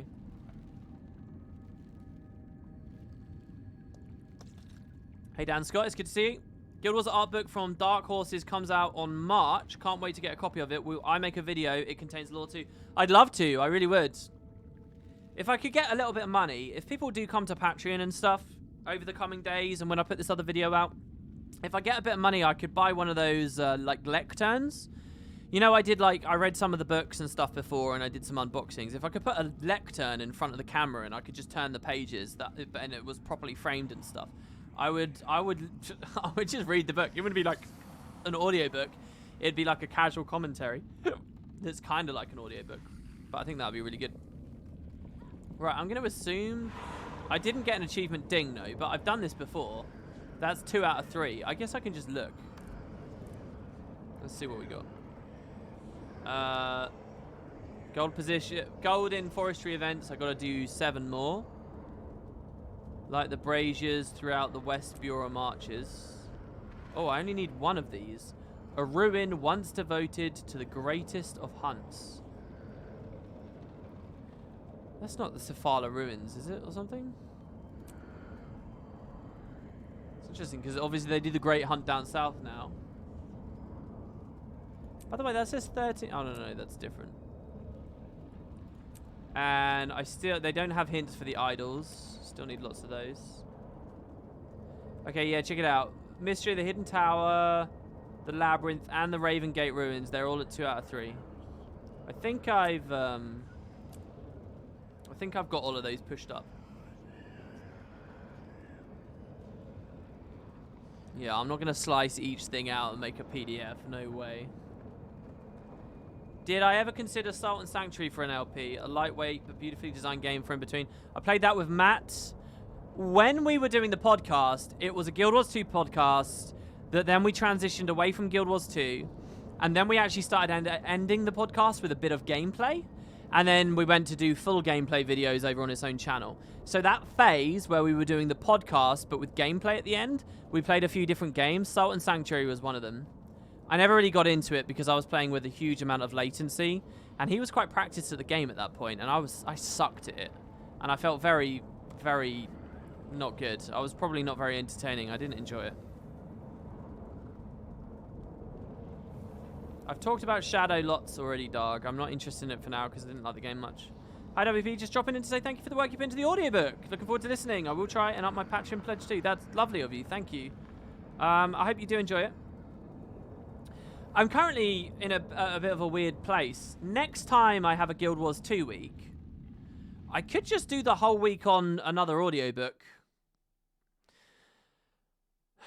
But again, it means you don't get, like, video essays about other stuff. You don't get Guild Wars 2 versus Guild Wars 1 or whatever else might be on my mind as that comes along. You don't get, like, little lore bits. You just get the audiobook. So, I mean, the audiobook's in a weird place where, like, no one's really listening to it in comparison. But the people who are really, really being very nice about it. So I want to make more for them. I do, but at the same time, I sort of think it's a bad idea. I don't think these are worth anything, are they? Maybe they are. I'll do it. But yeah, I could do that, and then the Guild Wars 2 week after that as well, I could do again. But we're talking about like being in April, May, and all I've done is audiobooks. Damn, WP stream interrupting it. It's actually kind of cool. I had no idea. You guys should leave comments more. Where are you all on the videos? When you finish a chapter, be like, oh my god, I can't believe Dougal did this thing. To those who finished the audiobook, what do you think of Gullick? Can I just ask, what do you guys think of Gullick? I've got a review video for the audiobook that's going up later in the week, and I talk about Gullick a lot, but I'm curious on your opinions. Check anonymous. What the fuck? Another donation. I did get another donation. Holy shit. Anonymous tipped $13.29. Thank you so much. They say, saw your YouTube video about channel future. How do you feel about doing a 2020 edition of starting or moving over to Guild Wars 2 in 2020? Assuming skill clicker scrub audience, from keybinds and in-game options, extreme basics, even if repetitive to you. That is actually, honest to God, if I didn't do it's weird because we're in the middle of talking about this. If I didn't do Ghost of Ascalon this, oh, I can get this one if I'm quick. If I didn't do Ghost of Ascalon this week, I would have done that video. There's 3 videos that I want to make. One of them is like State of the Game 2020. Yeah, I know. I've always said that that's lazy to do videos like that, but it would be something people would really appreciate, right? So there's that level of it. A State of the Game 2020 and a new player guide 2020. If you guys remember in early 2018, I was really up for doing a new player guide in that year. Do you guys remember? I was talking a lot about it, and I didn't in the end. But a new player guide for 2020, I think would be really good. That's the kind of video that I'm trading audiobooks for. That literally. So I could do that on my next Guild Wars week, potentially. Or I could do the audiobook. I'm not settled yet. But yeah, I think it's a great idea. And if it's not a great idea, if anyone else should snatch it up. People should do stuff. The community doesn't just need me to do it. Anyone could do it. As long as Reddit is nice.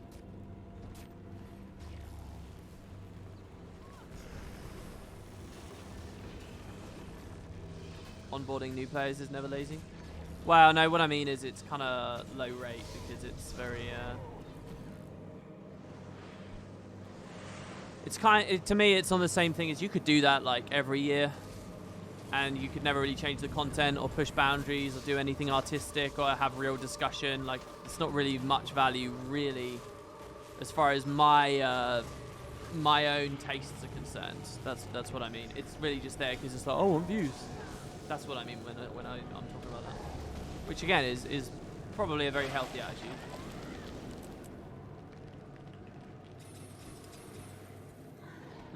We can go top right.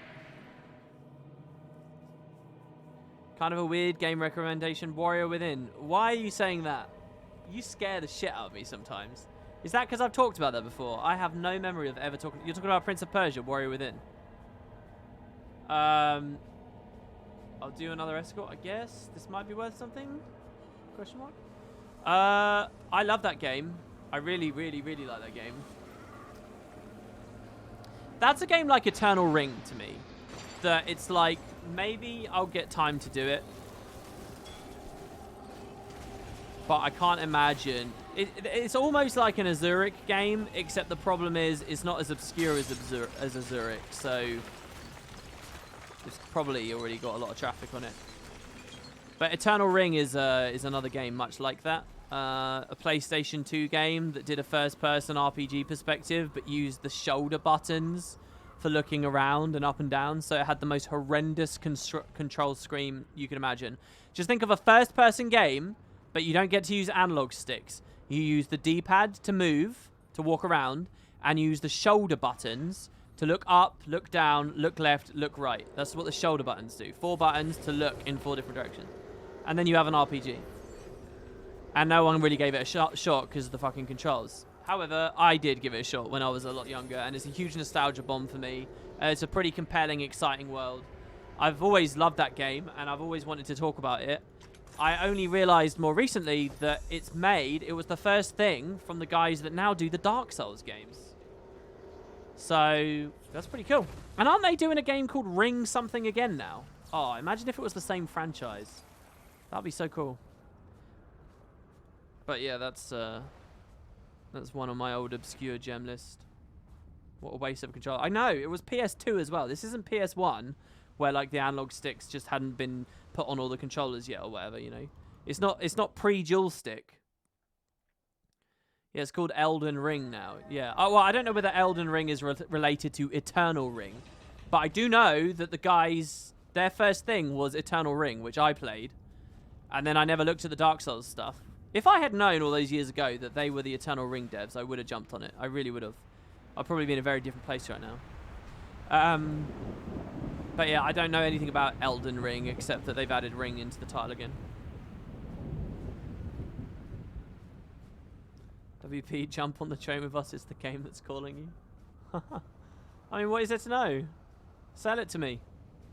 Did I play Druidstone? Druidstone's kind of on the list as well. Especially since last night, I was, like I said, I looked back at my LPs and, you know, the reception to them and stuff. And I spent a good time on the Grimrock videos. I'm not going to lie. I did a good intro on Grimrock 2. You guys rewatched that. I got this, like, badass transition, right? Where it goes from a bit of lore on screen. And then I cut it to black. And then I say Alarast, which is the last thing. And then the music swells. And then, boom, we're on the high seas watching a cutscene as we sail towards the Isle of Nyx. It's a really good intro. I'm well proud of it. I really like looking back at it. Anyway, so yeah, I was looking at that, and the Grimrock devs had watched that, and they gave me Druidstone for free last year. About a year ago, I did like 2 streams on it. 1 stream? And then I never came back to it because it was lagging and stuff. So that's the kind of thing that I'd love to be doing this year, yes.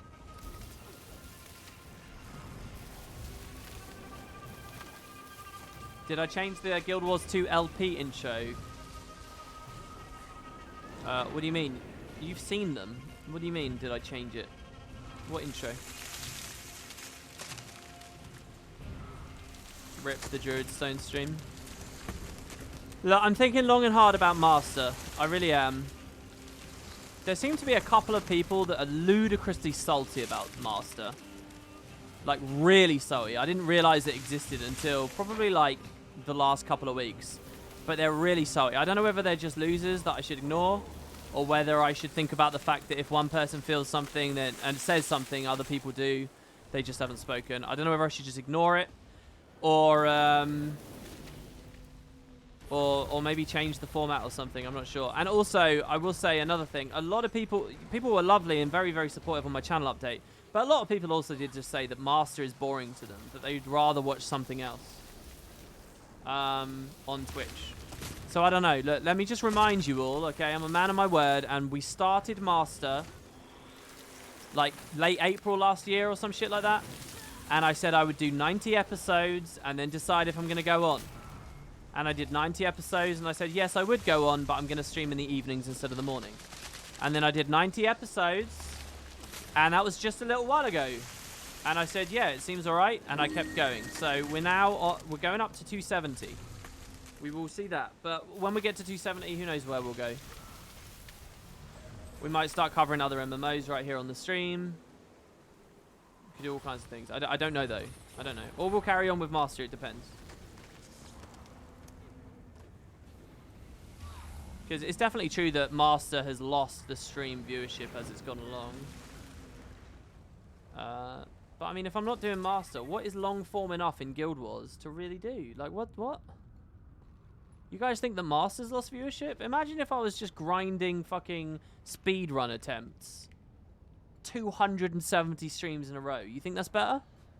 Imagine if I was fucking doing daily fractals. 270 streams in a row.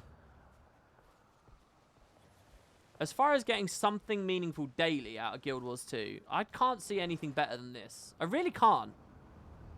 But then maybe if half the streams are like one thing and then the rest are Master ones on something else, it might work. Speaking of Guild Wars 2, has ArenaNet done anything to fix their servers? I've had 4 mates the last month all over EU, and none of them could download the game without the asset server command line to access NA server. Something seems to be massively bugged on their end. P.S. First time catching you live. How am I doing? I'm doing good, thanks. You're catching me at a bad time because we're going to stop to watch the Elder Scrolls stuff in a minute. But, I don't know. I certainly haven't heard that. If all your friends are having the issue, then it does sound like a problem. I've not heard the story, though. I would have expected a Reddit thread about it. You could probably make one. They'd probably eat that up. They'd love to hear about how the fucking asset server's struggling at the moment. I'll tell you that much.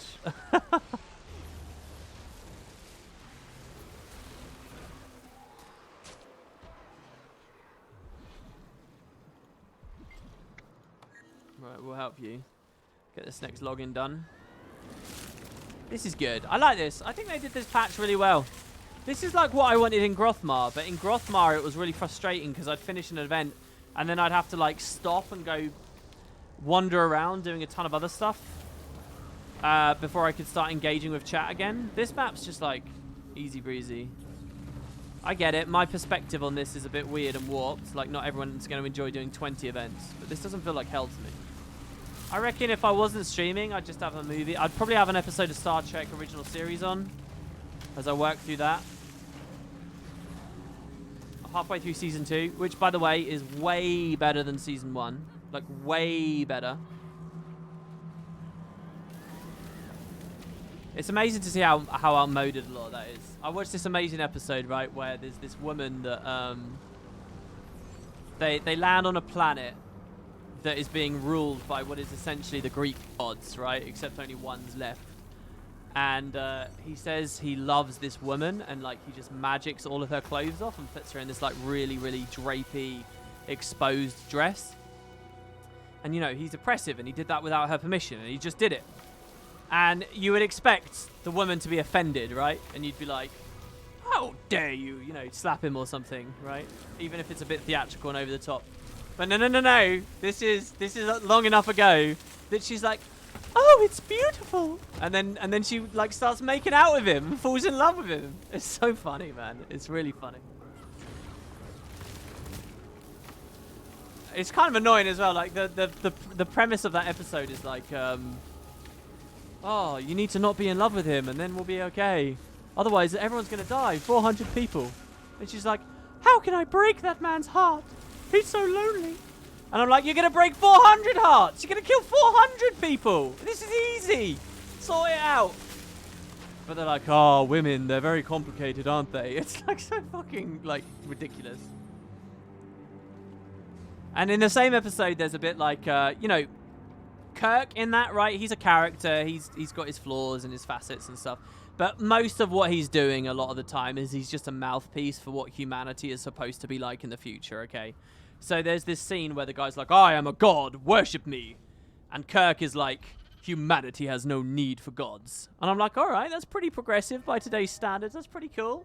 You know, we're talking about atheism and stuff on primetime TV. That's actually a lot more than I'd expect. And then Kirk steps forward and he says, we're happy with the one. So he just speaks for every society of mankind. At this point, don't worry, guys. You all believe in the one Abrahamic God. That's it. All right? You're all Christian. That is what humanity is. That's why we're in spaceships and running along now. I was like, oh, you were so close, Star Trek. There's so many little things like that that make it, like, unwatchable if you don't kind of enjoy seeing how things have changed, I guess. I'm talking about the original Star Trek stuff. Is that the kind of high-quality, multifaceted voice acting we can expect in the audiobooks for the female characters? No, it pretty much, yeah, actually. It's just toned down a little bit. It's pretty much like that.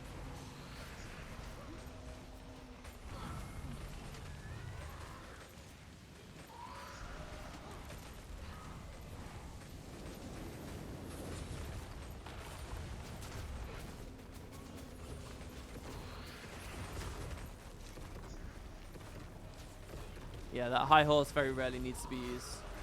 All right, guys. Well, look, we just hit 2 hours. We just finished an event. That's master for today. So what I'm gonna do is I'm staying live. Bear with me just 1 second.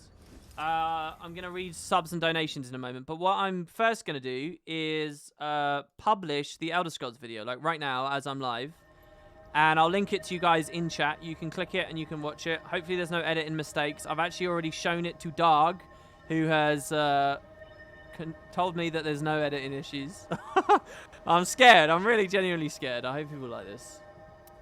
There's going to be 2 videos today. One of them is about 20 minutes. The other one is about 50 minutes. All right, I do apologize, but that will give you loads to watch as we roll into tomorrow. I hope I did all the SEO and everything correctly on this.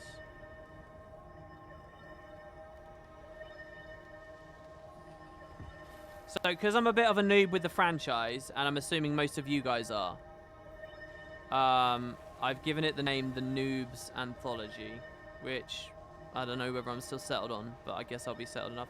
By the way, I've been talking to you about all my money issues and all this stuff, and this first video I'm doing, they've already copyright struck me, so I get 0 advertisement revenue on this. I can't turn adverts off of it.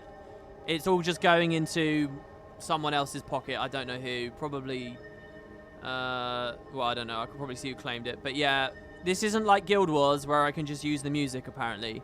shit gets claimed. But I've got a little montage on there, so I figured I'd just do it anyway. I don't want to pull it. So, yeah, I'll public it now. You guys can take a look at the link. Feel free to enjoy it. I guess it's not you guys I need to be scared of. It's general Elder Scrolls fans, but we'll see how it goes. There's the link for you all. And yeah, just a quick little look over here. We also had a sub from Jarvanius, who said, "Oh baby, that I can still see the day your mysterious Elder Scrolls project sees the light of day. Let's go, baby." That was 8 minutes ago. So thanks very much.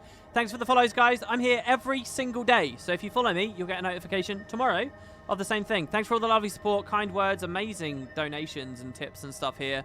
Another little reminder for Patreon, if anybody wants to help me out through these coming days, which I'm undoubtedly going to lose a lot of viewers, like I'm telling you now, and you want to help or whatever, there you have it. Until next time, guys, enjoy that video, and I will see you tomorrow. Take it easy. Bye-bye.